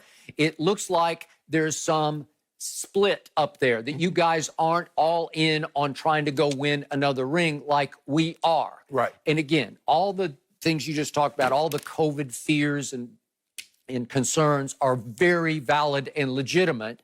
But these two guys, especially that quarterback who says, who calls him Robert, indeed it is Robert, and it drove you crazy, but you can't say it any more succinctly that, yeah, it's go time, and it has been go time for both of them. Right. And Arians spoke yesterday, Bruce Arians, the coach, and he made it clear that sort of against the rules, all of his receivers, including Gronk, have been catching passes from Tom Brady in various high school stadiums or parks or wherever they've been going. And I believe that even though Arians said, oh, Tom and I have not talked that much, we're just now having an opportunity because it's now legal for us to talk. You don't think they've spent hours on the phone talking about various plays? And come on, stop it. Skip, he tried to go over to what you call him, Brian left with house in March. Yeah. So to say I hadn't had any communication with the head coach, and here we are about to be August is he was carrying a bag of footballs, right? It's factually, instead of saying someone is lying, I think the term they use now is factually incorrect. Instead of saying a nice way of saying, you lied. Yeah. Okay. So Tom Brady, and this, I told you I admired this about LeBron. LeBron went to the bubble all in. Am I right? And he said, I'm going to max this thing out. I'm going to leave some of my staff behind because I want my fellow players to know I'm just one of the fellows in this because it's about sacrifice. It's about team unity. It's about almost college rah-rah. And I do sense that the Lakers are much closer than, let's say, the Clippers are right now. They embraced this opportunity. They embraced the sacrifice, except for, obviously, Avery Bradley, the only one. But those who went, that they went like this. They are all together, and I feel a closeness when I watch them play. They're all up cheering for each other. And I believe that LeBron provided not good, but great leadership in the bubble to say, we have to seize the opportunity to go win a championship out of sacrifice that others probably won't be able to make for 3 months in the bubble, right? Yeah, absolutely. Okay, I believe that Brady and LeBron, I'm going to put LeBron in the same conversation, even though in some ways he doesn't deserve to be, but you're seeing the same leadership from Tom Brady. He's busting rules right and left. He's busting pandemic rules, going to parks that are closed, because he's saying, I'm about to, on August 3rd, he turns 43 years of age. He wants to play for 3 more years. But you better believe he is hell-bent right now to show Belichick how wrong Belichick was. He wants to take what he thinks is his best supporting cast and a defense that I think is being underrated. And one point that Arians made yesterday was that the only drawback to this has been Tom hasn't been able to practice against our defense, which can throw a whole lot of new looks at him, right? So that's going to set him back, even though Arians said he's ahead of the curve. I think it's because they've had lots of conversation on the telephone, right? But the point is that Tom Brady has been all in. It's been go time for him and Gronk for months. And I think that's the thing that you have to have, Skip, is that, look, this is going to be a very unique circumstance, you know, a situation for everybody. LeBron brought in early and said, basically, guys, we got to be all in. We can't, look, if we go down here, we're going down here for one purpose. We can't say, you know, I get it. The food is not what you're customary, but once you buy in, you buy in. And Tom is basically saying, look, guys, for the next 6 months, this is going to be, everybody's going through the same thing. It's not like it's just like this for Tampa, but it's not like this for the New Orleans and Atlanta or the Broncos or this team.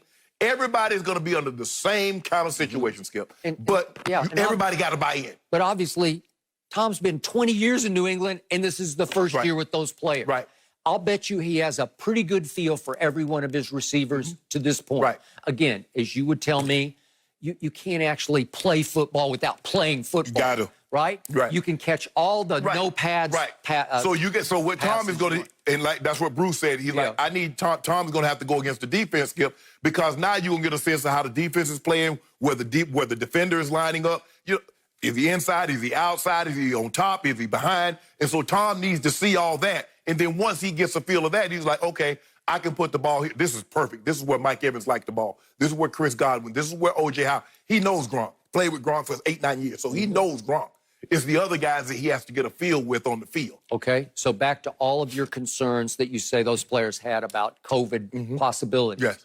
Well, you don't think Brady has? He's got kids. He's got a wife, right? Bad head, Brady. You don't think he's worried at all? Well, I don't think he's impervious to this. I don't think he's bulletproof. But I think there are certain people that feel a certain way that think a little less of this disease than other people. Let's just like that. Okay, well, I don't think it plays any favor. No, it does not. Yeah. Oh, it does not. No mercy. A panel of experts on ESPN made their NBA playoff predictions for who would win each conference. Only 7 of the 16 panelists picked the Lakers to win the West, while the other 9 went to the Clippers. And out of the Lakers' 7, only 3 of those also picked them to win the finals. So, Shannon, tell us how wrong this is. Well, I guess the last couple of months, the Lakers haven't been playing, and no one has been playing, so I guess they've cooled off on the Lakers and think the Clippers have somehow heated up. I get it. You know, look, Avery Bradley, one of my best defenders, a guy that can knock down three-point shots, he's opted out. But the Clippers have issues of their own also. They're going to have to deal with Trez and Trez not being in the bubble. Now, we know he's not playing tomorrow. Neither is Lou Will. But if and when he comes back. So I just... Look, I get it. The Clippers are the deepest team, I believe, in all of basketball. There's no question about that. Because they have a Lou Williams. When you get 40 points between 2 guys coming off the bench, and the third guy is really the guy that you really want the ball in his hands late in the ball game, that lets you know just how deep a ball club they are. But I just trust the fact that I believe our starting 5 is better. And I believe we'll get timely shots. We'll get great production from our bench. I'm not saying that our bench is going to outscore the Clippers when we meet, I believe, because I believe that's going to be the Western Conference matchup in the finals. I'm not saying our bench can outscore theirs, but they just need to be able to hold their own. They're getting 50 points a night on a nightly, 50, 60 points a night on a nightly basis from their bench. The Lakers just have to keep it close. They can't give up so much ground when LeBron or when AD goes to the bench. But I'm not overly concerned. Clippers are a great team, coached by Doc Rivers, who's a great coach. Kawhi, we know what he can do. Well, Paul George is a superstar, but I like the Lakers. I ain't worried about this here. I'm shocked that you all them gonna be. Now I want that energy. Now I want them ones. Now there's the 7 that picked them and the 3 that said I want those guys that when the Lakers win the title. I want you to put your name to this. Okay. I want you to put your name to this. So I cannot tell you how shocked I was when I read the results of these predictions. Right. These were all the ESPN analysts / experts. And I would have bet a lot of money that a majority would have picked Lakers over Clippers because it seems like it's been heading in that direction all year.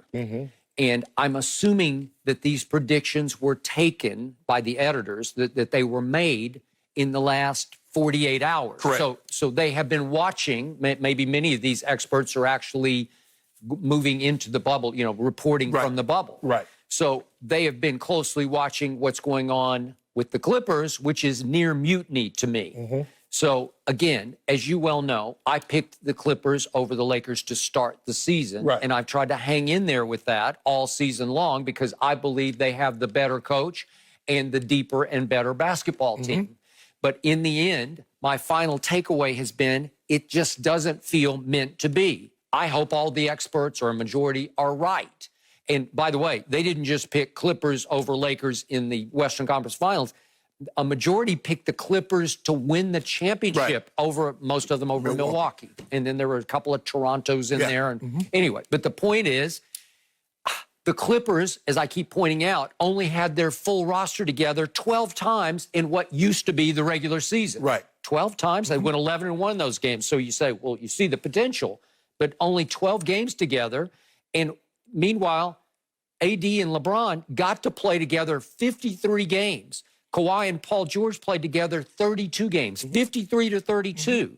So then LeBron got, to me, the greatest break of his career. And I'm not exaggerating this because LeBron needed rest. The Clippers needed reps, R-E-P-S, not R-E-S-T. They needed reps. All of a sudden, kaboom, the pandemic hits, the season is shut down, and LeBron, after making an MVP push, nearing the end of his 17th season at age 35, having played the third most minutes in the NBA history, he got the ultimate all-time break of a rest. He got 5 months off to get healed up, to get freshened up. Now he's ramping back up in Orlando. Way to go. And we just talked about he's the leader of that sort of LAU team. It feels like a college team to me. And the Clippers were forced to just dead stop. So they needed to be playing basketball, and they couldn't play. You can argue it helped Kawhi's arthritic knees. I'll give you that. It helped Paul George's surgically repaired shoulder. I'll give you that. They just needed to play basketball together. So in other words, you're saying that the Clippers in the regular season, they've just been plodding around, just biding their time, just waiting to get to the playoffs, and now they're going to flip the switch.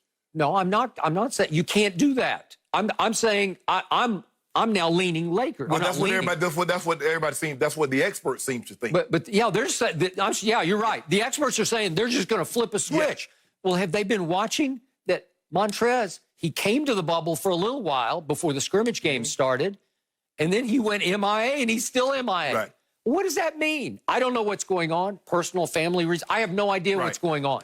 So a number of players. Well, obviously Lou Will went Magic Kingdom to Magic City, and all of a sudden the guy who used to rescue them, he went to an African-American performance arts center. Oh. That's where it's called. That's what it's called. Is that what they're saying on Twitter now? Yeah, that's what Bakari Silla said. It was an African-American performance arts center. Well, he said there were no entertainers on hand when he was there. But he went to the center that were not performing at the time. Oh, wow.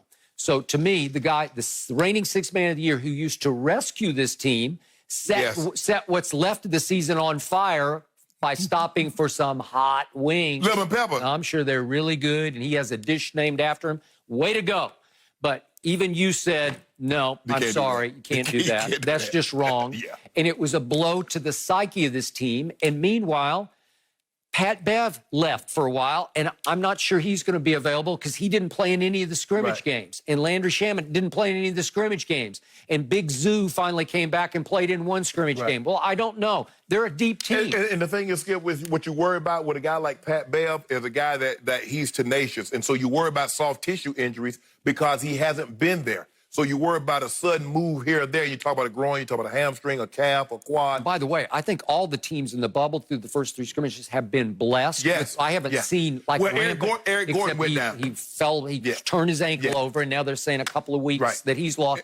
But that was the first, but the first serious one or semi-serious was Eric Gordon. Okay, so in general, you would say, boy, you're at high risk if you haven't played for 5 months and you start playing scrimmage. We're going to be interesting to see, Skip, because like you said, scrimmages, and I'm not really going all out. I don't know, but I've been watching. They've been playing some basketball. I'm really trying to get my basketball legs back under me.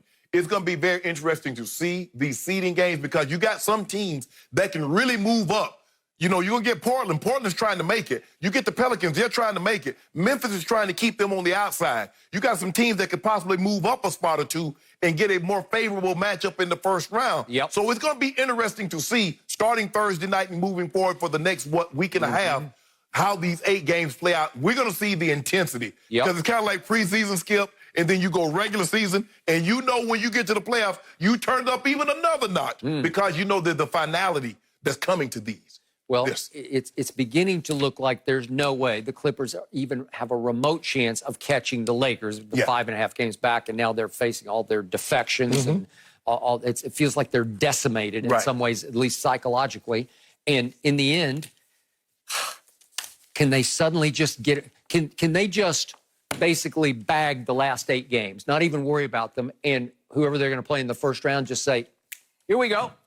Man, I don't know if anybody been watching, but if you watch James Harden the last 2 games, I don't want to see him. You don't want to face him in the first round, Skip.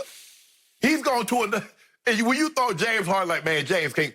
The dude had 30 at the half last night on 7 threes. I know. I got it. So that's what he's capable of. James Harden can light you up for 50 in a game like nothing. And then you still got to worry about it. He got a sidekick that's a former MVP that averaged a triple-double for 3 straight years. And I don't know if you've noticed, but the last half of the season, Russell Westbrook was Russell Westbrook in OKC. He was. They are the X factor in the Western Conference playoffs, and I would not want to have to deal with them in the first round. No mercy. Aaron Rodgers admitted during a podcast interview that he was not elated when the Packers drafted quarterback Jordan Love with the 26th pick. When asked about what he thought Green Bay's plans were at the position, he said, quote, "Just look at the facts. They traded up. They drafted him. I would say they like him. They want to play him." So, Shannon, let's read between the lines here. What is he actually saying? Let me read between the lines. Aaron Rodgers says, my time is numbered here. He understands that, Skip. He's like, look at what I've done. I went to the NFC Championship game, Skip. I was 13-3. I'm still playing at an elite level, and you take a quarterback. Not only did you take a quarterback in the first round, you traded up to make sure you were able to get him in the first round. So Aaron Rodgers is basically saying, Skip, I know that if I want to play until my 40s, it's going to be elsewhere. And Skip, since 2000, this is the 3rd time that has happened, that a team have drafted a quarterback after they go to the championship game. That happened with the Broncos. They took Paxton Lynch, but Peyton Manning retired. It happened with the Broncos in 2005. Jake Plummer took them to the AFC Championship game. They drafted your guy, Jay Cutler. And here we did it again. I don't know what it is about Denver. Denver did this in 91. We went to the championship game, and they drafted Tommy Maddox the next year. So I don't know what it is with Denver with quarterbacks going to the championship game, Skip, and feeling they need a quarterback. I don't know. Something's in that water. Maybe it's the atmosphere, right? But the thing was, but Aaron Rodgers is he understands. And this notion, Aaron was, Skip, remember they tried to paint it? Aaron was fine with it. You know, he even reached out to Jordan Love and congratulated him. I said, bull jive. The Aaron Rodgers, you know, Skip, is competitive as all get out. He's supremely confident. And basically they say, man, we don't believe you can do this much longer, and we're going to usher you right on up out the door. But he should, Skip. I mean, once you saw this happen with Joe Montana and all these other quarterbacks, with Peyton and Tom Brady, the writing's on the wall. Nobody's safe. If they get rid of Tom Brady, ain't nobody ever gonna be safe again, Skip. And so Aaron Rodgers realized that for me to play as long as I want to play, I'm probably gonna have to. I'm going to take my show on the road. I'm going to finish my career elsewhere. Now remember, Brett Favre won the division the year they drafted Aaron Rodgers. They were 10-6. They won the division, and they took Aaron Rodgers. Now, Aaron Rodgers was a lot of people thought he was going to go #1 overall. He slid, and Ted Thompson said, we'd be a fool not to take him here at this spot. 24? Yeah. Green Bay's like, just to make sure nobody else takes this guy, we're going to move up to get him. So that was no read between the lines. It was a big old billboard. Aaron Rodgers, we're taking a quarterback, and we want you to move on within the very near future. Yet you still say Aaron Rodgers has lost nothing. He ain't lost a thing. I have always compared Aaron Rodgers to LeBron James. I've said that Aaron is the LeBron of the National Football League. What is LeBron known for? His management style, so to speak, is passive-aggressive messages via social media or interviews, right? Yeah. This was a classic LeBron memorial passive-aggressive call-out of his management and his coach. That's to me, because he said what he said on this Spotify podcast with a matter-of-fact sort of shrug, right? It wasn't vitriolic. Yeah. It wasn't over-emotional. Skip, he resigned to the fact the man knows his It fate. sounded like resignation. Yes. But the resignation serves two purposes because, number one, it turns up the heat on the GM and the coach, as if to say, well, I guess that's what you want. That's what you're going to get, right? And it also turns up the sympathy among the many Aaron Rodgers fans still left out there because they're going to say, look what they're doing to our guy. Poor Aaron. They're poor Aaron. They're pushing him right out the back door. How dare they do this to our guy, Aaron Rodgers? Well, I'm fine with that. By the way, just a quick aside, I'm starting to worry about Aaron a little bit because did you see the quotes about, he said, as much as he loves scotch, now he's taken to drinking what he calls sipping tequila. Yeah. Did you see this? Yeah. And so the night of the draft, he said he got a text that they had taken, they traded up to take Jordan Love. So I guess he wasn't actually watching the draft like a lot of people would. So he gets the text and he thinks, well, it's going to be a long night. So he said, I had to go to the pantry to pull out some sipping tequila. And I poured myself 4 fingers, he said, of the sipping tequila because it was going to be a long night of a lot of people bombarding him with poor Aaron texts, right? Yeah. Okay. Well, so you don't need to sip. I'm starting to worry about it. Nah, just go ahead and get your thing and just go and take it to the head. Really? And the next thing you know, it's the morning. Really? You That's it? clothes, like, how my clothes I get think up on that's the kind of what he did that night. You looking around like, how my clothes get on the fan? Yeah. And who took my shoes off? Well, and he was seeing the handwriting on the wall of his Malibu mansion, right? Yeah. I mean, it's not your Bel Air mansion, Skip, but it's Malibu beachfront. And you know, him and Danica split. There they split. So this might have had an adverse effect. Do the Packers realize what they've done, Skip? This might have had an impact on him on his personal life. I don't think the Packers realize what they've done. You go from drinking Doers or Johnny Walker to drinking Jose Cuervo. Man, come on, Skip.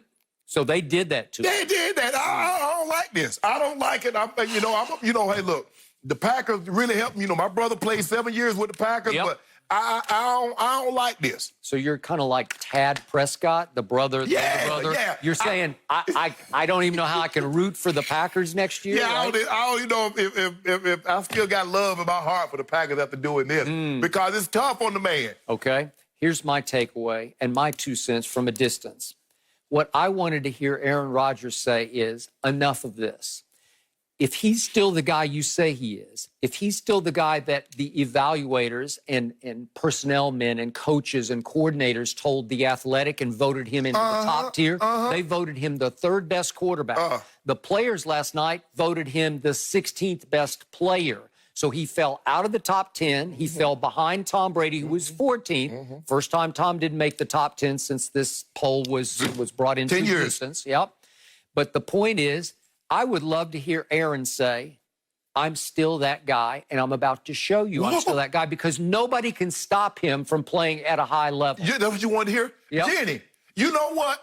There was a time, I think it was 2017, that a quarterback, that the head coach wanted to replace the quarterback. And that guy didn't say, I'm still that guy. Oh, No, that was my turn. He took his butt upstairs to his dad, Mr. Kraft, and said, tell him don't do this. And Mr. Kraft told Coach Belichick, you will trade Jimmy G. So I wanted your guy to say, I'm still that guy, instead of running his little puny tail upstairs and crying. My guy ran his little puny self right out onto the field for the 4th quarter against Jacksonville in the AFC Championship game following the 2017 season, and he threw for 138 in the 4th quarter to bring them back from 20 to 10 down. Did he do that? Did he say I'm still that guy, or did he go upstairs and tell Mr. Kraft to have Coach Belichick not to do this and to get rid of Jimmy G. Did he do that? Because Seth Wickersham wrote an unbelievable article. And then Tom Brady, Mr. Kraft, and Coach Belichick released some old bullshit. Tom Brady said, I am still that guy, and I'm about to show you. No, that's not what he said. I'm about to show you. That's not what he did, And Skip when he Bayless. got to the Super Bowl, he threw from an all-time playoff record 505.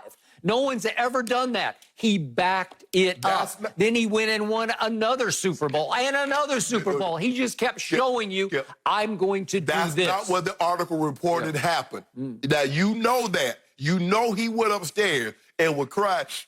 Aaron Rodgers hasn't even been to a Super Bowl for 10 years.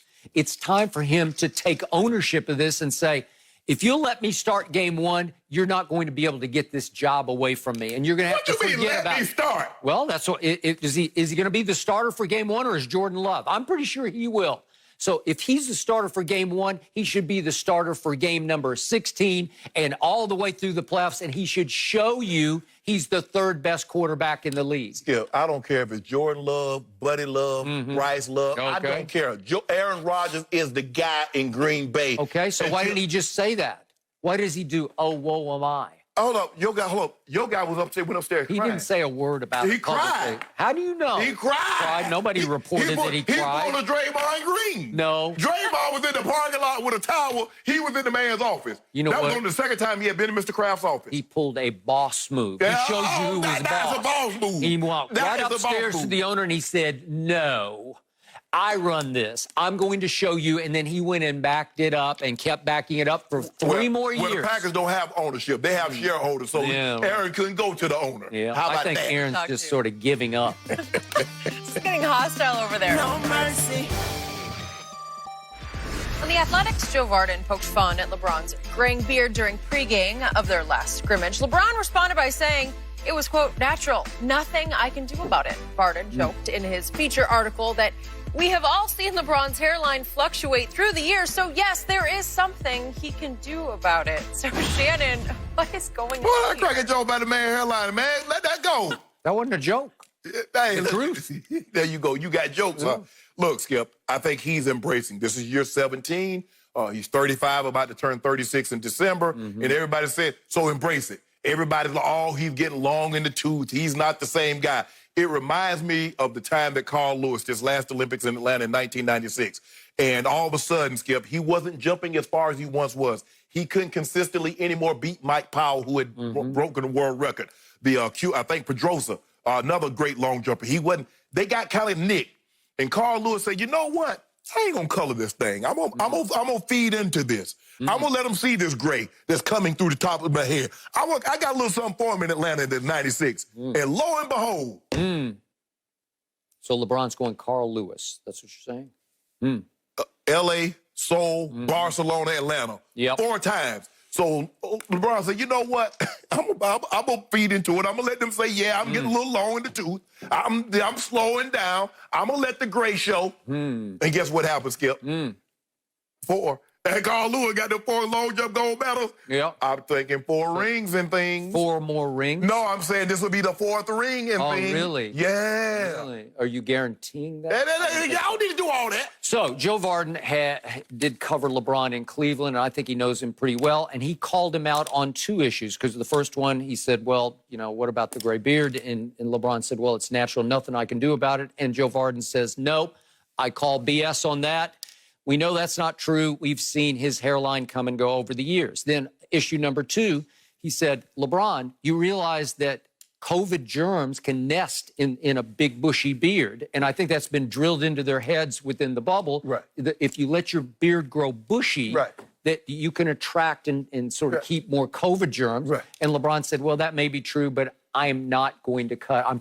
He said, probably not going to trim it or cut it, right? Right. Because it was a master plan on LeBron's part. He wanted to go to the bubble and go gray on both sides and wear it almost like a marquee on both sides of his face, right? Like it's... the old man did this. Yeah, and he wants to remind everyone, I am having the greatest 35-year-old season ever. So while Tom Brady wants to look younger and play younger, LeBron James wants to look older to remind everybody to emphasize just how young he's playing at age 35 in year 17. Tom Brady using that just for men. We don't do that. We don't use that Beijing.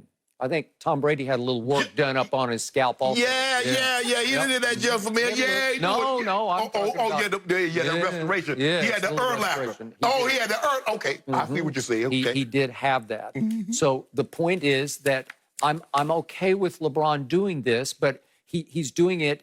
It's not a great look for him. I don't think it flatters him. Look good on it. It does not look good on it. It's the message. I believe that he and Maverick Carter and Rich Paul sat down and master planned this. We didn't do this. Let's go all gray. Let's go like fluorescent marquee gray on both sides, which is what let's go bushy gray. No, Skip.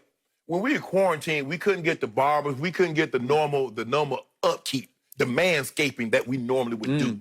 So LeBron, he took the quarantining, unlike most people that was going out there in parks and everything. LeBron was adhering to the guidelines that were set forth by the CDC and the municipalities in which he lived. Really? Unlike somebody else we know.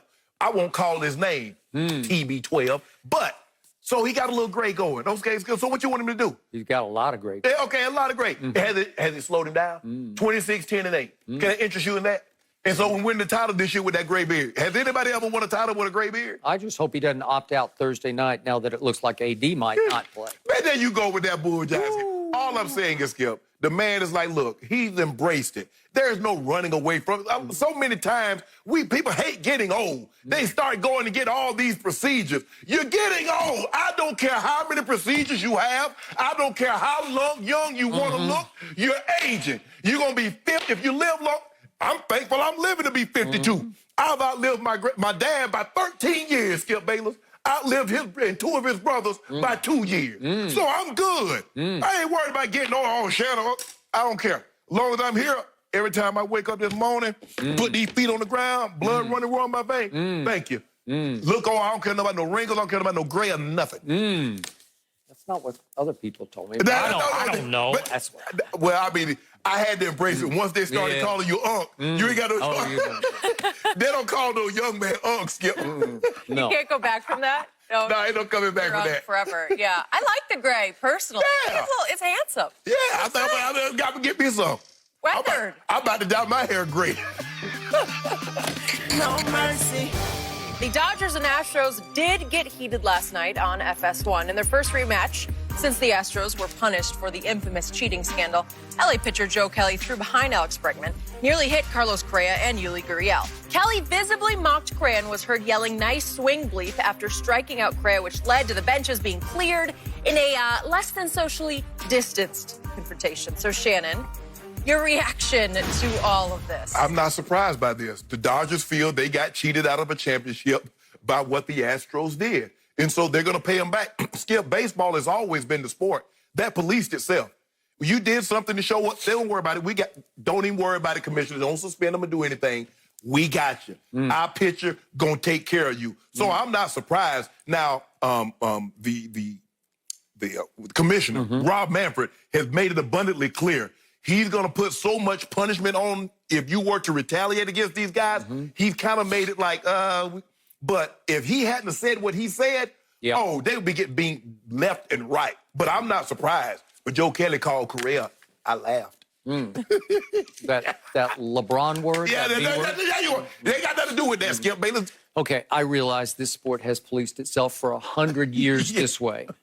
But this is just wrong. So you're telling me that the Dodgers are going to get even with the Astros for cheating, quote unquote, cheating them out of the 2017 World Series by sending their wacky, big-armed reliever, Joe Kelly, out to the mound to throw a 100-mile-an-hour fastball at the head of the Astros' best player, Alex Bregman, right? That's how you're going to start this? Right.